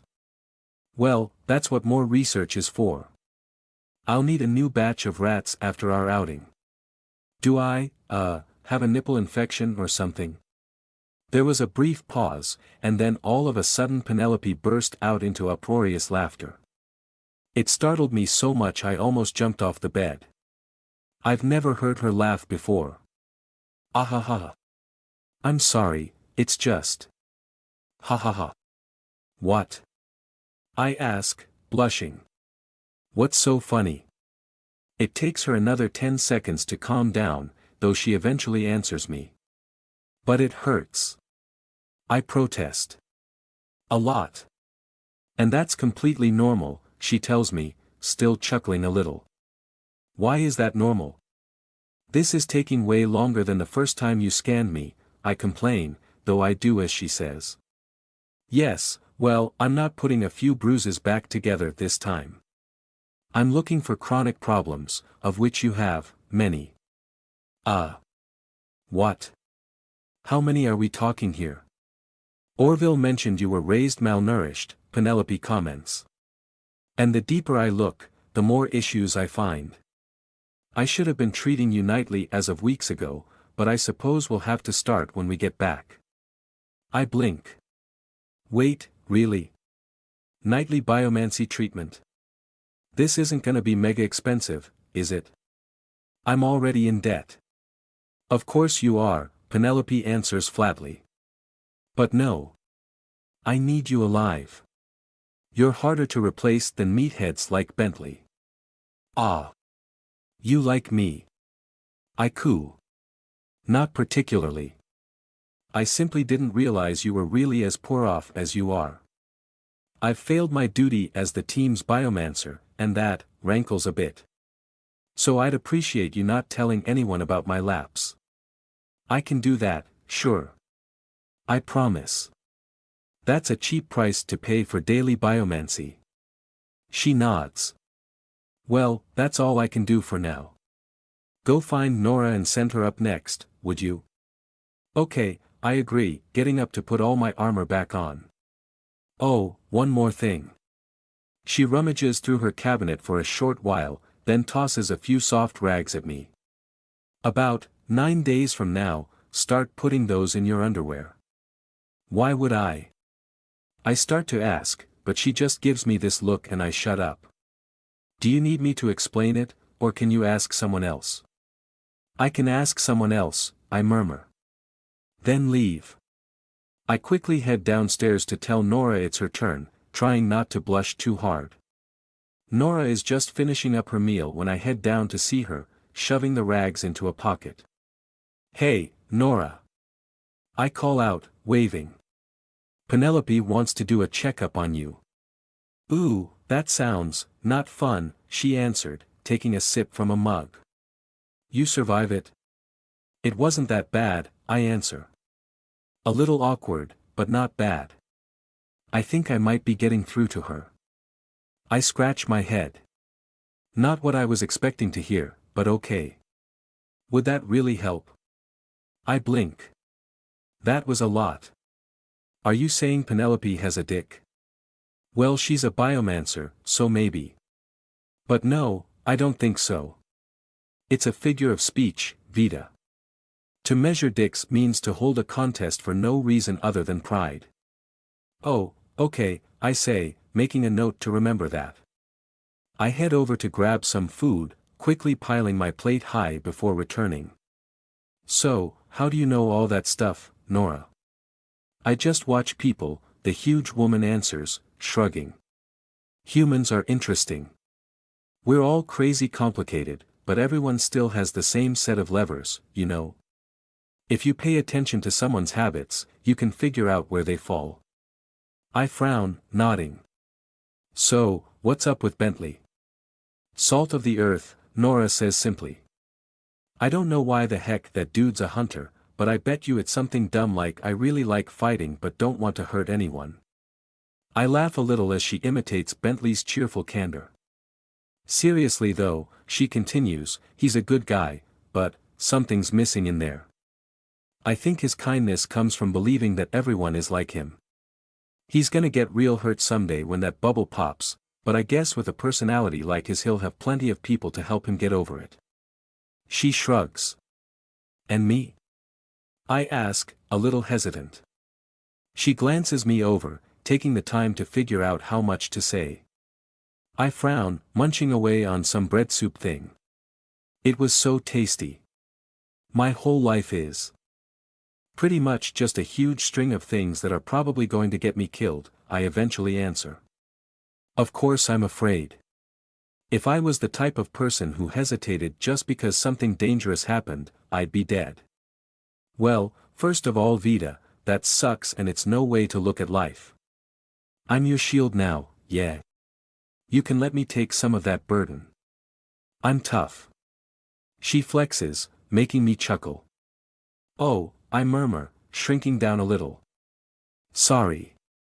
Nora laughs, getting up and gathering her things. She walks over and jostles my shoulder a little. Hey, you may be a spooky girl, but you're our spooky girl. I'm glad you're on the team, Vita, and don't think otherwise. See you round. I'm gonna head up before Penelope decides to give me a rash. Hey, wait. I protest. What about you? What's your analysis? Nora flashes a lopsided grin. Me? I'm just a small-town gal with nothing to lose. She exits the mess hall, heading upstairs. Thinking quietly, I lap up the last of the stew in my bowl and head the opposite way. It was time to go home. It was a surreal feeling to be walking home to say goodbye. I had to tell the family I'd be gone, hopefully the kids hadn't gotten too reliant on me bringing food every day. The difference between home and the guild always startled me. It was like stepping into a whole different world, and now that I was part of the new one, I could never truly return. Some other urchin tried to steal my money pouch on the way. How often had I been the opposite end of that very interaction? I ran him down easily, my weakness of the past dropping further and further away. I felt like I'd betrayed something when I had to kick him to the floor to get my stuff back. It was easy, even with my hands full of food. I didn't kick that hard, so hopefully he wouldn't even bruise. Hopefully. I give him a small bread roll when he hands me my money back, telling him to eat it slowly. I needed that cash for my family, but well, I wouldn't just become another Grig. I arrive home shortly afterwards, settling into routine. The usual tackles and hugs from the kids, followed by the usual distribution of food, and then finally the markedly unusual disappointment that Orville hadn't joined me. He did most days, but I didn't want to bother him right before the team's first hunt. When the kids all had food in their hands, Lynn emerged from the shack as well, her usual goofy grin replaced with a smile of pure pride. She walked over and hugged me tightly, letting the embrace linger. Vita, she murmured. Thank you so much. You've truly been a lifesaver these past couple weeks. Literally? I ask, raising an eyebrow. That was an important sort of clarification. She grimaces. Maybe. I've kind of been relying on you. The broken Drakens seem to think that the help you're giving me means I have more time for them. I scowl. Were they trying to keep us all starving? Well, make sure you tell them I won't be able to help for a while. I'm going on my first hunt tomorrow. Lynn's eyes go wide, a worried expression marring her freckled face. Really? That's so soon. They're going to send you out after only a couple weeks of training. Are things okay at the guild? The way we were told, we were being sent because our team was a perfect fit for the job, I answer, shrugging. I don't know if there's more to it, but the work does seem to be tailored for our team. Plus, Remus will be with us, and he's crazy powerful. I think it'll be fine. My guess is that I'll be away for the next 5 days. You can count on me coming back richer and stronger. Lynn takes a deep breath before leaning down and scooping me up into another hug. It startled me so much that I almost grabbed for my spear, but legs dangling, I wrapped my arms around her and hugged her back instead. You can count on the Drakens taking every last cent, she whispered softly in my ear. They just want to use me. There's no intention of letting us pay off the debt. Damn. I had been afraid of that. They should know better than to steal from thieves, I whisper back. Tread carefully, Vita, she answers. They don't control all this by chance. I nod and she puts me back down. So. Wow. Your first big hunt, huh? Lynn says, her usual goofy grin back on her face. Don't be making me cry now, Vita. The boys already joke that I'm a mom. Well, she totally was a mom, but I don't know if it's a good idea to tell her that. She'd raised most of these kids, and even if I've only been with her a year, she was the closest thing to family I had. Honestly, I've always wondered. Lynn, why do you do all this? I ask. Like all the charity stuff. It's weird. She puffed out her cheeks a little, blowing out air. Well, that's a doozy of a question, isn't it? Why do you do it? I blink. What the heck was she talking about? I owe you. I promised. Nah, she said, waving dismissively. You don't owe me shit, Vita. That's what charity means. I'll damn well take the help, but if you never wanted to come back here I wouldn't be surprised or disappointed. Nothing is actually stopping you from keeping it all, you know. So why do you do it? Why was she pointing this out? Was this some kind of test? I'm not really asking about me, I protest. Your answer is part of my answer, she responds smugly. Come on, humor me, kiddo. I'm not a kiddo, I grumble, thinking. Lynn is the whole reason I'm doing any of this. She's the whole reason I'm even alive. It seems like such a stupid question, but it's still so hard to answer. I just don't think I could live with myself if I screwed you over, I eventually say. She indicates me, the shack, the kids themselves who are each paying rapt attention to the story. Lynn doesn't talk about her past. None of us do. And hey. Now I'm providing for starving orphan kids. Now I feel good. I'm all cool and superior to everyone I steal from. That's what you all are, my little excuses. She shrugs. I frown. But you care about us, right? More than anything in the world, she answers seriously. I would do anything for you goobers. Anything at all. It surprised me. I didn't expect to get so attached. I swallow, holding back on the urge to hug her again. Likewise, I choke out. Please stay safe while I'm gone, Lynn. Hey. That's my line, she laughs. I don't know what I'd do if something happened to you. Well, I know exactly what I'm going to do if something happened to her. I really, really hope it doesn't come to that. Lynn's smile drops a little. Hey. No need to make that kind of face, Vita. I'll be just fine. You focus on yourself, okay? I'll give Rowan your love. I don't think he'll be back before you go. Ah, that sucked. Oh well, I'd hug him when I get back. Thanks, Lynn. For everything. I just want to say. I trail off, the words catching in my throat. How could I express this to her? We know that we're not just excuses, Lynn. You're a good person. Maybe I'm not like the right person to judge that. But you're the best person I know, Lynn. Please don't forget that. A look of surprise stole her smile for a moment before it returned twofold. Oh, Vita. Come here, you.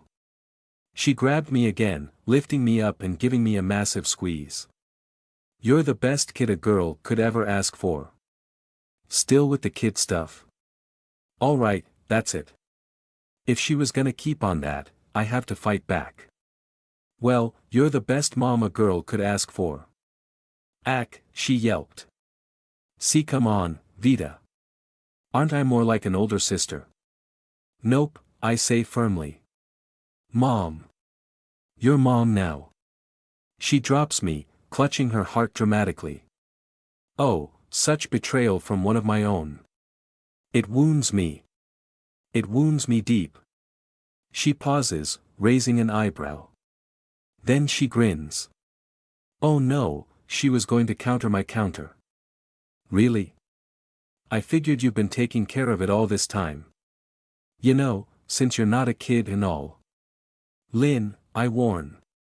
Okay, okay, she says, laughing.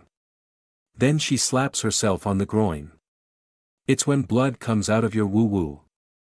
I blink. Are you messing with me? I ask. She frowns, deflating a little.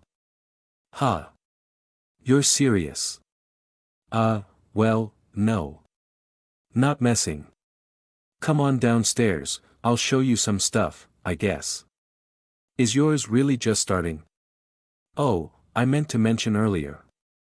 Squigs and Friggs came after me last week and basically told me to pay them money later.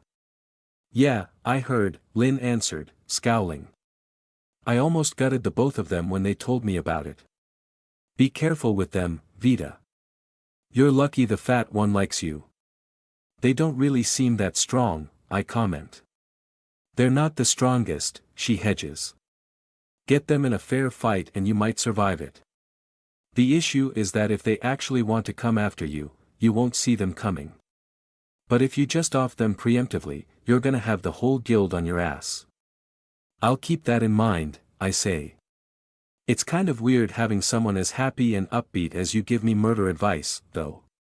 Yeah, well, it's kind of weird that someone as tiny and cute as you calls my warning of caution murder advice. Are you sure you've been doing okay? I have food now, I answer simply. There's more to life than food, Vita. Tell that to the starving. I stand up, stretching. It would be dark soon. Lynn walks over and gives me another hug, taking that as the goodbye it was. I happily return the embrace, squeezing her as tightly as I can. Good luck out there, she says. I'll be worrying about you the whole time you're gone, so be sure to come back here as soon as you can, okay? Okay, I promise. I head back up the ladder, say goodbye to the kids, and return to the guild house just before dark. Nora is already snoring when I arrive in the room, Penelope burning the midnight oil to concentrate on her rats. I'm sure whatever she's doing takes intense concentration and skill, but to me it just looks like she's holding a rodent and having a staring contest with it. It takes quite a bit of effort to suppress my urge to laugh at that, but I succeed. With both my teammates occupied, I suppose I should try to get some rest before the big day. Undressing and plopping onto bed, I cuddle up with Roscoe and follow Nora to dreamland. Nora, Penelope, and I are all startled straight out of our beds, rushing into action. My heart beats fast from the anticipation as much as the rude wake-up call. I was going to be gone for days in the wilderness. This is my last chance to make sure I have everything packed. I give Roscoe a huge squeeze but carefully, fearfully, regretfully put him back in bed. His safety was paramount. For the first time, he cannot join me where I will go. Tomorrow will be the first day I sleep without him in over a year. Yet I had work to do, so I couldn't linger long. I get dressed and get my spear, my armor, my supplies, making sure they're all in place. I pack in a utility knife, double-checking that it's secure. I pack extra clothes and a blanket, useful essentials that don't weigh too much. I have to be swift and vigilant. Running downstairs, I chomp down as much food as I deem wise and meet up with the team. I show up right in the middle, third behind Nora and Orville. To my surprise, Bentley is actually slower than Penelope, and the team briefly ribs him about it before Remus snaps at us to follow. It's hard to believe this is happening so fast. Everything in my life has been happening fast, all of a sudden. I guess that's just how it goes. The jog to the edge of the city was pretty uneventful, as most people were still getting out of bed. I've never been this close to the walls without being in a sewage zone, so I had a chance to appreciate them for what was basically the first time. The structures that surrounded and protected Skyhope were absolutely massive, extending far beyond the tallest buildings. My team made it to the gate in short order, the guards there saluting at Remus as he went by. At first, the outside view wasn't too impressive, just the rock of the crater wall, which everyone had to trudge up before anything else. At the top, though, no matter where I went in the city, it was impossible to see past the stone protections. The world outside them was always derided as harsh and cruel, unfit for human life. A place only for desperate travelers, madmen, and yes, hunters. Now, for the first time in my entire life, I finally saw beyond. It's beautiful, I whisper. A path from the gate curves out and around the massive crater behind us, surrounded by craggy chunks of stone flung hundreds of years ago by the impact. Beyond that, the world gets greener and greener, eventually blossoming into a massive, untamed jungle that stretches farther away than I've ever been able to see before. I saw, for the first time, a horizon, a massive expanse that terminated at nothing less than the infinite yellow sky. I could see the edge from here, the indisputable proof that we, too, stood on one of the flying chunks of rock that dotted the world above. I, who lived in a city I so arrogantly called big, were just a tiny, unnoticeable speck on the world that truly was, which lay itself out before me. I'm not the only one in awe, either. Even Remus pauses to let everyone soak the sight in. It is beautiful, he agrees. But almost everything you see exists as a danger to us. This is it, boys and girls. No one knows what all is out there. None of your training prepared you for this. Stay sharp, learn fast or die. Yes sir, my team chorused back, and we moved out. The sights didn't get old, even as the hours passed. I'm always surrounded by tiny bug souls, vermin souls, bird souls, things like that were all over the city. Yet the variety and insane quantity of souls here was almost overwhelming, before even factoring in all the new and exciting soulless stuff. Long grass tickles at my legs as I push through it, directing the team where to go. Only an hour into our journey, I felt something large enough to make my heart skip a beat, a humming green soul with an acrid smell that made me want to stay far, far away. Directing the team around and away from it, we continue on. Yet the further we got from the city, the more such dangerous souls tickled my mind. By the time we got to the jungle, they were everywhere. All sorts of kinds. Eventually, I have no choice but to push my team somewhere dangerous on purpose. There simply wasn't anywhere else to go. I don't think we can avoid running into something that feels scary at this point, I tell everyone about 5 hours into the trip. If we want to make any more progress, we're gonna have to fight something. What kind of something are we talking about? Nora asks.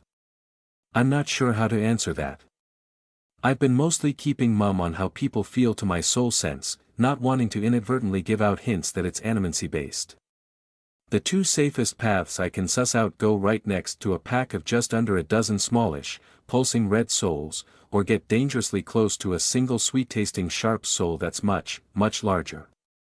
I have absolutely no idea which would be safer, or what any of them even are before I get near them. I take a deep breath. They're my team. I need their advice on what to do. Besides, it wasn't a huge jump from what they knew I was capable of. Well, the two safest paths I can feel go by a big guy who feels sharp and a bunch of little dudes that feel pulsy, I say. Pulsy? Orville asks. Yeah, you know, like, they pulse. But maybe not literally. My power is not an exact science. We go for the little ones, obviously, Penelope says. Get me a vantage point and we won't even have to fight them. I look between the rest of the team, who all nod. Remus doesn't react at all, he's probably trying to stay impartial. Yeah, that sounds ideal, Nora agrees. You're not going to run out of juice for the big job, are you?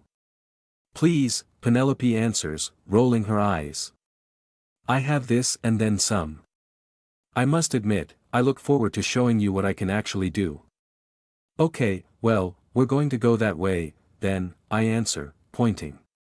A tense 20 minutes later and I halt the team again, carefully climbing up a tree to see if I can spot whatever was setting my senses off. Sure enough, in a clearing ahead, these incredibly bloated pig-like creatures waddle around on 4 stubby legs. Each was about the size of a morbidly obese house cat, with a long snout and no apparent eyes. They moved slowly, hoovering up plant matter around them. They seemed totally harmless. If not for how odd their souls felt, I wouldn't assume they were threatening at all. We're not going to take chances this early, though. From my branch I hold a hand down and Nora passes Penelope up to me. Penelope nods when I point out the weird little fat things, holding out a hand in their direction. Her eyes focus, and I feel the tiniest stirring in her soul. For the next minute, nothing seems to happen. I watch with bated breath, giving Penelope whatever time she seems to need. Then, suddenly, one of the little creatures falls over. Then another, and another, over and over until all 11 of them are motionless. Then they die, something my senses can barely feel breaking within them. The souls float up ever so slightly, resting just above the corpse they were once part of. Even as relatively small as they are, they're far, far larger than rat souls. It's quite a bounty. I feel out with my senses, making sure even the ones out of sight were dead. They were. Dead souls shone far more easily to me, beautiful bright spots to my mind. I wanted them. How could I get close enough to collect the souls without being suspicious, though? Ah. I have an idea. Okay, they're dead, I announce. Should we recover any materials from these things? Remus hopped up the tree, staring down at the bodies. Not what we're here for, but good instinct, Vita. Follow me, this will be a lesson. He jumps down and heads towards the bodies, letting me scramble after and help Penelope do the same. Score. They were valuable, which was great in and of itself, but now I have an excuse to get close and nab souls. Wait, calm down. Don't get too excited, me. I still have to be nonchalant about it. How did you do that, Penelope? I ask, trying to seem as interested as possible while I mentally drooled over my treats. I crafted an airborne infection that targeted their nervous centers, she answers frankly. Wait, what? Orville asks. That sounds really bad. We're not gonna die, are we? Don't worry. Bentley answered happily. I'm sure Penelope wouldn't do anything to put us in danger. Indeed, she answered. You should all be fine. And on the off chance that you do get infected, I'll heal you. Wow, reassuring, Nora commented. Quit bantering and get over here, Remus demanded. One of you grab the bodies and gather them here. On it, sir. I happily volunteer. Score. Be careful with them. I head to the nearest one, yoinking the soul and storing it in my arm. I don't eat it quite yet, moving on to pick up the dead body. Bright red markings streaked the back and sides of the little ball of fat, and the thing smelled absolutely wretched, like farts mixed with rotten eggs. Carefully and gently, I grabbed each body, stored the soul, and brought them to Remus. There's a beat of silence from the team. As in, inflate, sir? Orville asks slowly. No. As in explode. Remus pulls out a knife and stabs into the side of a blast hog, causing each of us to wince in anticipation of the promised detonation. It doesn't come, Remus instead carefully cutting the creature open and extracting a bladder-like organ, his gloves slicked with blood. I then spent a harrowing half an hour carefully carving up a corpse that could and would kill me if I made the wrong mistake. The team collected the bomb bladders and promptly set out.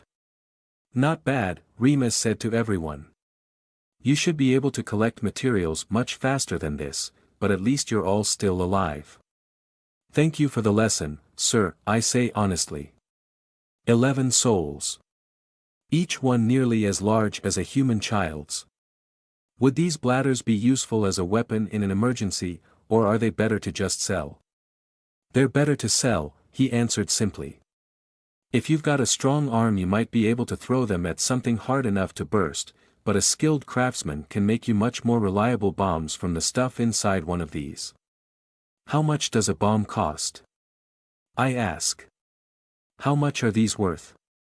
I almost trip when he gives me the number. That's enough to feed the kids for a week. I let Remus hold them all, not wanting to accidentally set the volatile wads of cash off in a fight.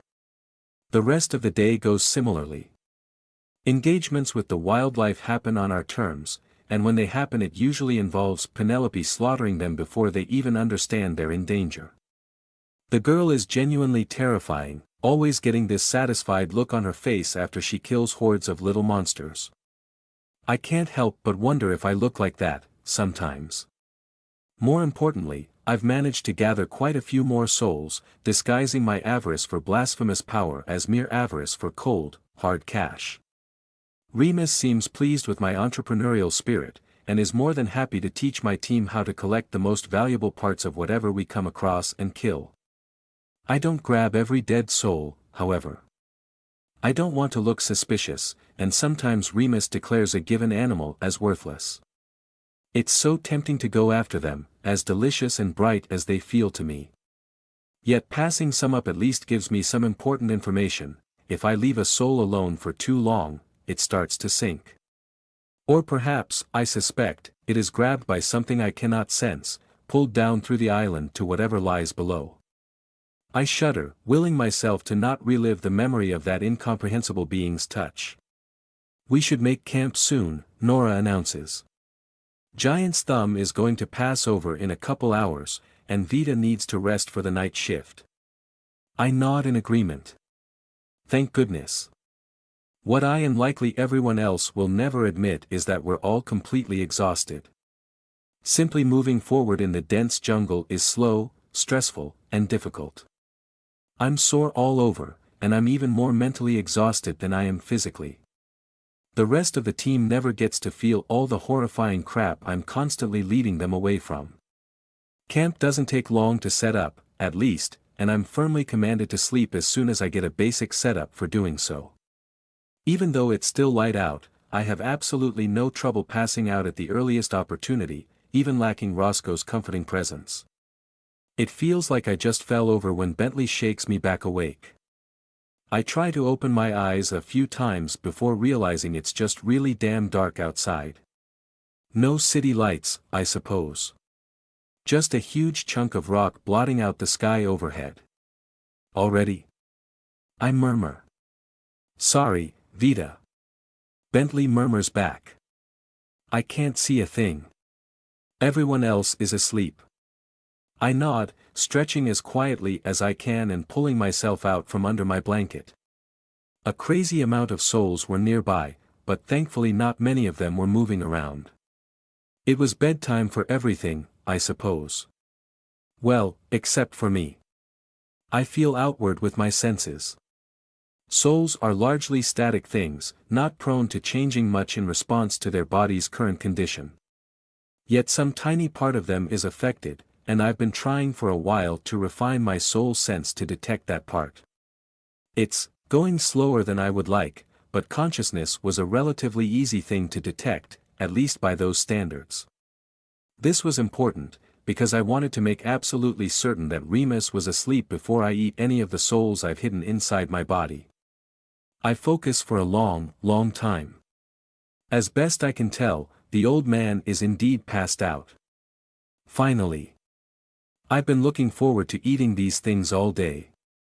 So I limit myself, for now. I'm just guessing, but better to be overcautious than overconfident. If things get bad I can devour my spare souls in a pinch. It doesn't seem like whatever pulls them down below the island is interested in taking them out of my body. Which I am certainly thankful for. A bit stronger, a bit more awake, I keep watch throughout the night, dropping another sinful snack down my throat when I get close to nodding off. About 6¼ hours later, light from above peeks past Giant's thumb and daytime rapidly returns. I've only chomped on 4 of the blast pig souls, but I'm still feeling pretty fresh after the all-nighter. I'm starting to close the power gap between myself and my allies, or widening it, in Orville's case. It feels good, I feel lighter. I make sure to pay careful attention to Remus as he gets up, but if he notices anything off about me it doesn't show. I'm excited, but I try not to forget Rowan's warning that skill is more important than raw power. But maybe with enough raw power. Everything good overnight, Vida? Nora asks. Didn't get too bored? I'm surprised you never tagged out. No, didn't get bored, I answer. Plenty to think about. She chuckles. All right, well, we got it from here if you want to rest a bit. I shake my head, standing up. I felt fine, and there was still a long, long walk before the team reached the last place the burrow hounds were reported. Things hadn't gone as bad as I've been led to believe. I've had plenty of worse days in the slums. I hope it will stay that way for the rest of the trip. Somehow, of course, I knew it wouldn't. It's not working, Penelope whispered to me. What's not working? I answer quietly back. My magic, obviously, she hissed. They're fighting off the disease faster than I can add it to their system. I could try to brute force an organ failure, but from this distance. I scowl, staring down at the betentacled creatures below me. They seem deceptively simple, too short of a dozen tendrils, each about 2 to 3 feet long, radiate out of a small, spherical core about the size of 2 fists. The creatures hang around in a pack of 16, rotating slowly as they glide smoothly along the ground, picking up bugs with their steps and shoving them into a small mouth in the core. They were fascinating, almost entrancing creatures to watch in their simplicity and efficiency. They were kind of cute. I've never seen anything quite like them before. Unfortunately, my soul sense indicated that they were all dangerous, and Remus insisted that all creatures outside the walls should be assumed hostile. My team's strategy of guiding Penelope to a vantage point and letting her concoct a lethal disease for anything that stood in our way had finally hit a roadblock, but it was a roadblock at something I really didn't want to fight. The second day of our journey had been full of these kinds of hard situations, and people were starting to feel the pressure. It would also be likely to tire you out, and we've been relying on you for the whole journey, I murmur. We might need to kill them the old-fashioned way, or take another route. I'm not any more likely to be of help if we run into those massive creatures you warned us about, Penelope answers back. Total body mass is a significant factor in what I can and cannot efficiently kill with an infection. These things are just oddly resistant. I scowled deeper, not sure what to do. The creatures had twisting souls that undulated and snapped at rapid speeds. I'm guessing they'll be fast, mobile, and intelligent enemies. Against 16 of them, I'm afraid it won't be a fight the team can win. Was any other way forward better? Searching my senses and memory, I'm not sure there was anything. Navigating a safe path through the forest was like navigating a clean path through the sewers. It's not about if we smell bad, it's just what we end up stinking like the most. The big problem is that the large-souled creatures seem to have territories. If we started to move too close, sometimes even if I'm barely sensing them at the edge of my range, they would start moving towards us. The whole forest was terrifyingly aggressive. Traveling had been a product of poking at the edges of those territories to determine where the hell they were, then trial and erroring a path between them before any of the big guns actually reached us. I have absolutely no idea how a team would survive without someone whose senses were at least as good as mine. We've already had too many close calls. We'd have to go through one of those territories if we wanted to avoid these tentacle things. Remus called them little disciples. We'd probably take them easily if he stepped in, but then we would fail the test. Kind of defeats the point. I tilt my head towards the rest of the team, and Penelope nods. The two of us head down to meet up with them. Nora raises a questioning eyebrow and gives a thumbs up, as if to ask, "Are we good?" I shake my head, giving a thumbs down. Disease resistant, I report quietly. The team swears. I have an idea that's either clever or moronic. Remus, how viable would it be to try and lure two groups of monsters together and let them fight it out? I ask. The old man takes no time to consider it. Not viable. At all. The thing about a strategy like that is that it might work, and if it does, great. But it won't work every time, and when it doesn't work you now have twice as many angry monsters on your ass. You need to go into every plan assuming that the plan will fail, because someday it will. Such as right now. I nod. Having figured as much. Penelope had been downright tickled to be the one doing most of the killing so far, but now we were pretty deep in the forest and the rest of the team didn't have much experience actually fighting monsters. Our backup plans were not very good. Well, these guys look fast and smart, I murmur to the team. And there's 16 of them. But if we try to head around, we're gonna attract the attention of whatever big-ass thing was making those thumping noises. The team shuddered. We're stuck between 16 rocks and a hard place that was probably spiky and shot acid. I vote we get the little guys, Orville says eventually. We at least have the element of surprise and we know what we're up against. Taking the gamble against some huge thing Vita sensed that we know nothing about is a bad play. There's way too many for me to block, though, Nora rumbles from within her armor. They're gonna get past. Orville nods. I say Penelope stays back with me, up high on a vantage point. She buffs me up as much as she can, I fill them with arrows while you three protect the tree. Can you make those shots? They move super weird and their actual bodies are only about this big. I put my hands together to show him. He frowns, but nods. With Penelope steadying my aim. Probably. There's still going to be plenty for the rest of you to kill, though. Bentley nods. I think it's a good idea, he says in about as quiet a tone as the huge boy can muster. We can protect a single tree trunk, right?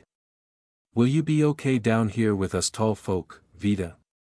Nora asks, grinning. Guess I'll have to be, I answer humorlessly, grabbing at my spear. Damn, would I be able to do this? If worse came to worst, should I pull their souls out? Should I turn them against each other, make them into zombies? Would I survive the aftermath of that if I tried it? Probably not. I'll keep that as plan Z. I suppose I'm back to support, Penelope sighed. I know I'm still needed for our main objective, but I think it's best if I exert myself a bit here regardless. Her fingers were already tracing those invisible patterns only learned mages could see, taking her time with a complicated weaving rather than the quick spells she used in the middle of battle. She touched me and I felt magic take hold, though I'm not sure what her spell actually did. She repeated the process for the others, trying to hide the sweat rolling down her face as she did so.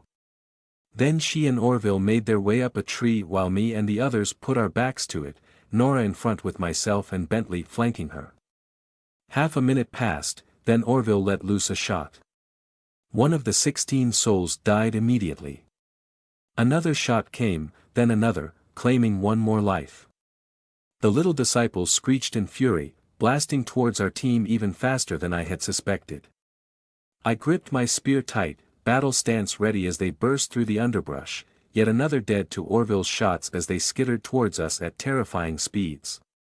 13 were still left when the first one made contact, Nora stepping forward to slam it with her shield. Penelope murmured something above us and the spell in my body activated, sharpening my focus to a razor's edge. I stabbed down, taking the stunned monster's life as Bentley's wild swings ripped half the tentacles off of 2 others, crippling them. Yet there's still 10 more, and the remaining beasts all hit at once. Their horrible screeches ring in my ears as one leaps at me, a circular mouth full of rows upon rows of serrated teeth opening from its core. There's an intense calm about me as magic guides my limbs and accelerates my thoughts. I stab forward, clean through the mouth, ready to move on to the next one, but it doesn't die. The little horror clamps down on my spear, blood spewing from its mouth. It actually bites down, ripping the tip right off. Shit.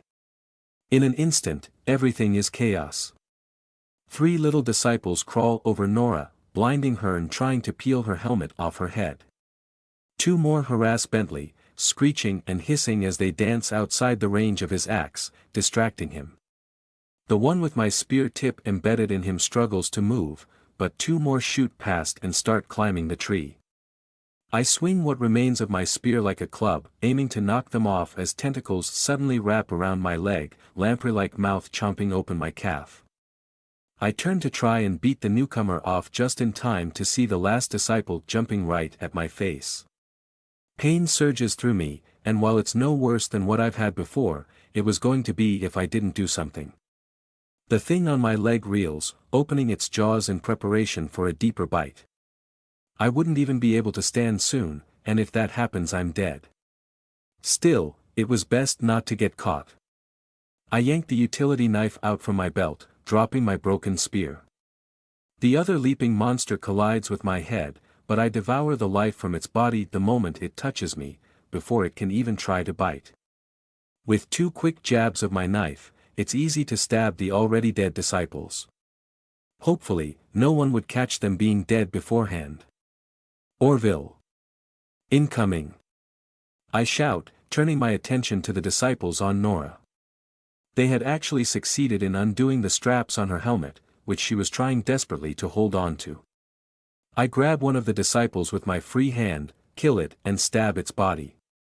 The other two immediately turn on me, screeching in fury but meeting similar fates. A blast of wind from above almost knocks me face first into the ground, sending the two disciples on the tree careening to the forest floor. They screech furiously, but seem to notice they're now outnumbered, as they immediately turn and skitter away at speed. The ones Bentley had been fighting do the same. Damn, everything was so much easier with necromancy. 5 pretty decent souls, just like that. My bleeding leg finally gives out as I feel the living disciples flee as far away as they can. Ugh, they got me right on the inside of the knee. Whoa. That's a lot of blood. Hold her still. Penelope snaps, climbing down the tree and rapidly casting something. She drops next to me as Nora grabs my torso. Penelope runs her fingers across the back of my leg, her eyes going wide as her fingers return slick with blood. Shit, she swears. Anticoagulant. Nora, pressure here. I need to. I tuned out after that, as the energy from Penelope's prior spell quickly dissipated and left me suddenly feeling very, very lightheaded. Things happen in a bit of a blur after that, and the next thing I know Penelope was slapping my cheek lightly and trying to get me to eat something. I didn't understand. No one ever gave me food except Lynn. Was Lynn here? No, that wasn't Lynn. Where was that beautiful soul that glows like the sky? Well, no way I'm going to turn down a free meal. I happily munch a little, drinking the proffered water afterwards. What was I doing, again? I must drift off to sleep after a while, because the next thing I know I'm lying on the ground, wrapped in a blanket. I sit up slowly, looking and feeling around as the memories of the fight play through my head. My team was here, all awake and standing guard. They all seemed fine, I must have been the only one to get hurt. Go figure. Judging by the islands overhead, a few hours had passed. Oh hey, we're alive, I announce. That's good. Immediately, Bentley rushes over and grabs me from behind, picking me up into a huge hug. I squawk in surprise and Penelope screeches at him to put me down, but the dude is so busy crying joyfully into the back of my gambeson that he doesn't listen. Vita. Oh geez, Vita. We were so worried. I am fine. Bentley, I'm okay, put me down. You're going to attract monsters or something. Vita, stop kicking. Penelope snaps. I haven't fully treated your wound yet. Vita, Penelope said you were poisoned and you weren't saying anything and I was so worried and... That went on for a while. Eventually, the pandemonium from my awakening dies down and I got a recap of what happened. The little bastards were poisonous, and I, shamefully, was the only one that ended up getting bitten. Just as I thought. Hey, don't look so down, Vita. Nora said, slapping me painfully on the back. You saved my ass. You killed 6 of them and I couldn't even get one. For real, Orville agreed. You're even better with a knife than you are a spear. I'm really not, I protest immediately. Penelope's focus spell was doing all the work. And I still almost died. I glance over at Remus, who's giving me this look. Shit, what did he know? Did he see me? Shut up and keep eating, Penelope orders, pulling me from my fears. Food could always do that. There was some necrotic muscle damage, and I need you to have enough food in your body to put it all back together. Be careful next time. Sorry. I will, I say, gratefully collecting myself another sandwich. It's no good for morale if the team mascot stays injured, after all. I glance at Remus, who actually smirks a little at my callback joke. Huh. Well, maybe he won't murder me for blasphemy, then. Cheeky brat, he comments. You can't be that injured if you're well enough to say stupid shit. The rest of the team seems confused by the comment, except for Nora, who puts me in a light headlock and laughs. Team mascot. Holy shit. I guess you're tiny enough for the job. It's funny because my height is a product of extreme past suffering, I respond blandly, taking a bite out of the sandwich. Nora takes it as a joke, which it kind of was, shaking me a little more. Everyone get off her. Penelope eventually orders. Do not touch her until I say she is healed. Laughing at the fuming biomancer, the team backs off and lets me eat. I successfully down another sandwich before Penelope demands to look at my leg again, which I gladly show her. Thank you, Pen, I tell her. You saved my bacon. That was not a bacon sandwich. And don't call me that. No, it's an expression. I'm just expressing gratitude because you saved my life. I really prefer being alive, so I appreciate it. She snorts. As if I had the option of anything less. The whole mission ends if you die. We're completely reliant on you to chart us a path. And also in combat, apparently. That's not the kind of thing I'm confident I can repeat, I protest again. Hell, I could stab half the stuff in this forest right in the head and they'd just shrug it off. Penelope stared at me for a bit, her piercing gaze judging me silently. Well. As long as you're functional for your main purpose. You should be good to walk now. Do you need further rest, or shall we get going? I move my leg experimentally, wincing a little. I really didn't want to slow the team down any more than before, but walking probably wasn't the best idea. Should I just walk on it anyway? No. Pride was stupid. I may as well rest. If only I could rest while moving. I glance over at Nora. She stares back, raising an eyebrow. I hold both arms out towards her, making grabby hands. What? She asks. I wiggle my arms a little, flexing my fingers faster. A small, whimpering noise escapes my lips. Behold, Nora, the ultimate technique of the tiny beggar. The cute and innocent face. Oh my God, do you want to be carried? She asks, slowly starting to grin. Come on, Vita. Use your words, honey. I whine again and shake my arms more, causing her to laugh and stand up. Gathering her things, she lifts me all the way onto her shoulders. Holy crap, she was tall. There, you dork. Now which way are we going? I giggle and point, orienting my mental map immediately. Hopefully, we could still get most of the way to the objective before nighttime. I didn't want to be away from home any longer than I had to. The pressure is on as we continue. Souls start getting larger and larger on average as we move further and further from the city, and it's getting increasingly difficult to avoid large monster territories. Still getting a piggyback ride, I use Nora's helmet as a surface to help repair my spear on the go, which she tolerates with the patience of a goddess. More and more monsters end up resistant to Penelope's attacks as well, to her increasing dismay. Still, the team manages to cut our way through a winding path of obstacles, making good progress before settling down for the night. I have another nap before nightfall, assuring everyone I got good rest on Nora's shoulders and that I'll be fine overnight. It isn't a very long night, thankfully, so I even believe myself. You know, as long as I got a few soul-based pick-me-ups to help keep me awake. Unfortunately, to my annoyance, some people seem to be having difficulty going to sleep. I had been afraid of something like this. I think Remus knows something is up. Will he confront me about this? Will he find out? Will I be killed? Yet while the others rest, Penelope is actually the one who got up and sat down next to me instead.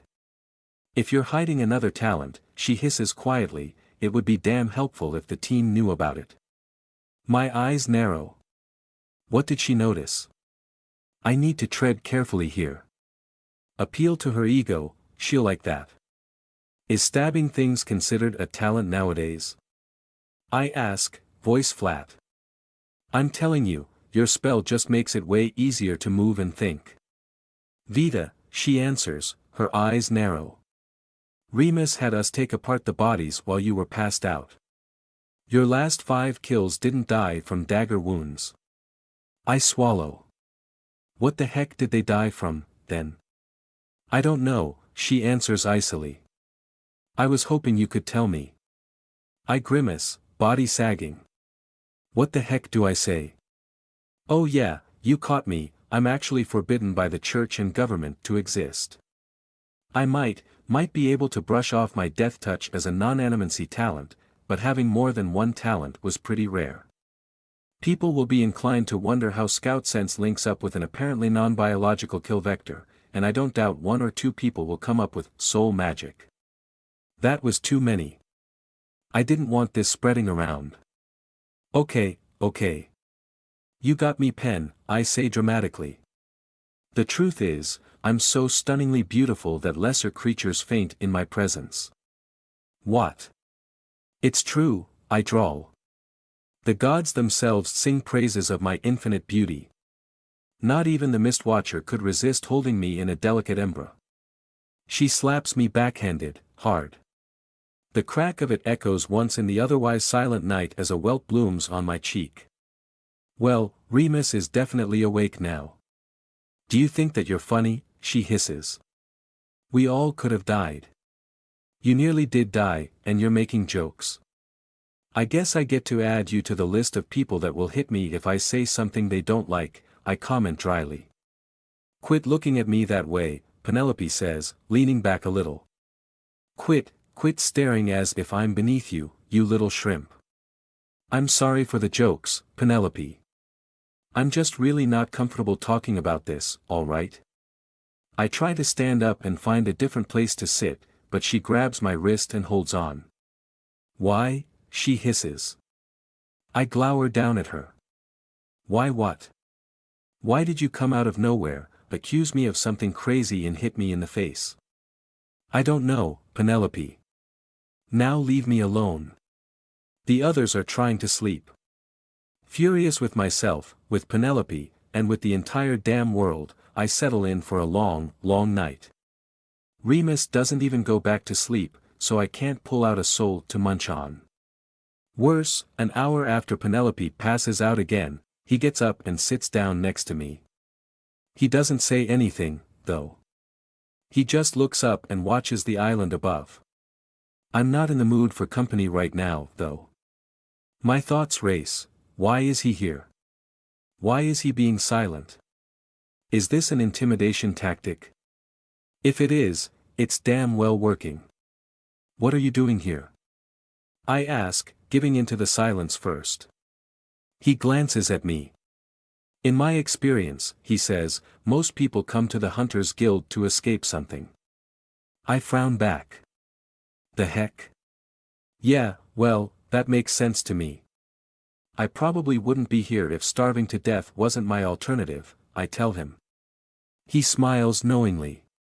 Though what he knew, or what he thought he knew. I had no idea. I'm not so sure you wouldn't be, he said simply. Most people come to the Hunters Guild to escape, but some come to seek adventure, glory, passion, death. For themselves or others. They are the ones that truly excel in this business. Penelope is like that. You are too. I scowl. Well, thanks for the vote of confidence, I guess. He turns his attention back to the sky. I once knew a man whose talent was to make living things explode. What? I ask, blinking with surprise. Yes, he said, nodding. They sent him to a research lab and reverse engineered it. It's an illegal spell now. Something about gas production.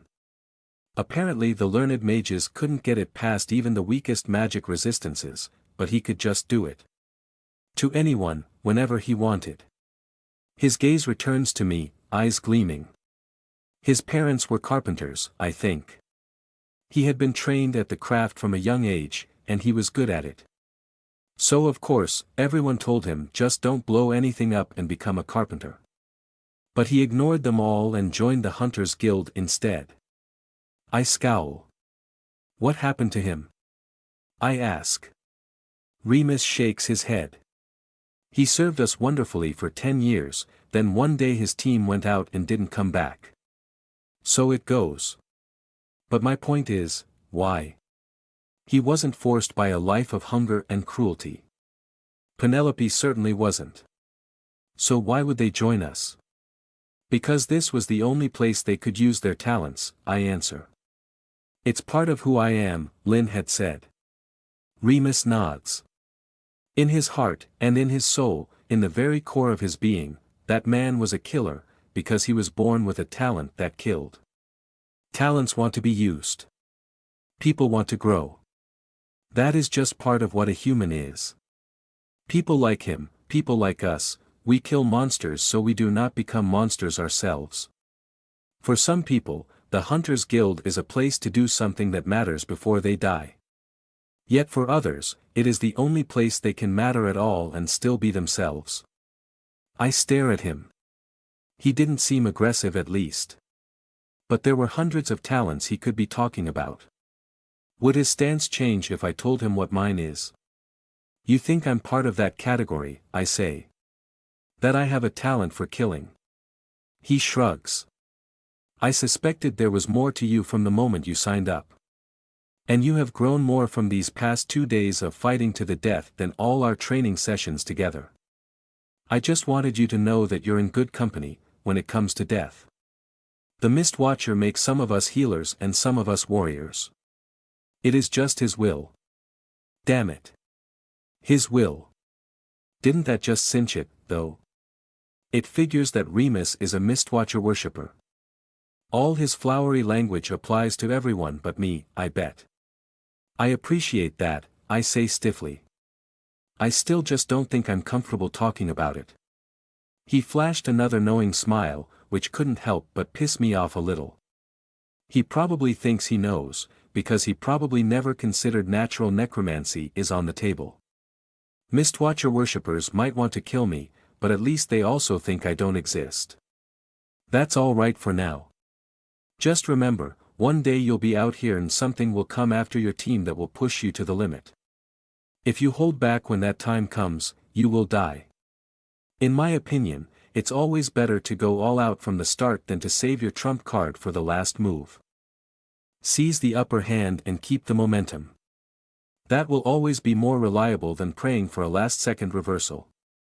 He gets up and returns to his bed after that, leaving me to stew. Yeah, well, maybe I can become a way better hunter if I use hordes of undead. Wouldn't that be handy? Honestly, I'd love it. It sure must be nice having a talent people won't kill you for. Great advice, Remus. I should calm down. I'm probably just annoyed because I'm so exhausted. While I wait for everyone to pass out, I decide to check up on my own soul. I don't often pay too much attention to it, but with all these other souls I'm eating I probably should keep better tabs on it. Before, it had been dark, lightning-like flashes glowing occasionally from within. It had since grown substantially, the flashes now settled into a calm light, oscillating in brightness as if breathing. It's as though the blackness is a shell, holding the glow in despite its small cracks. It feels like an egg. What am I?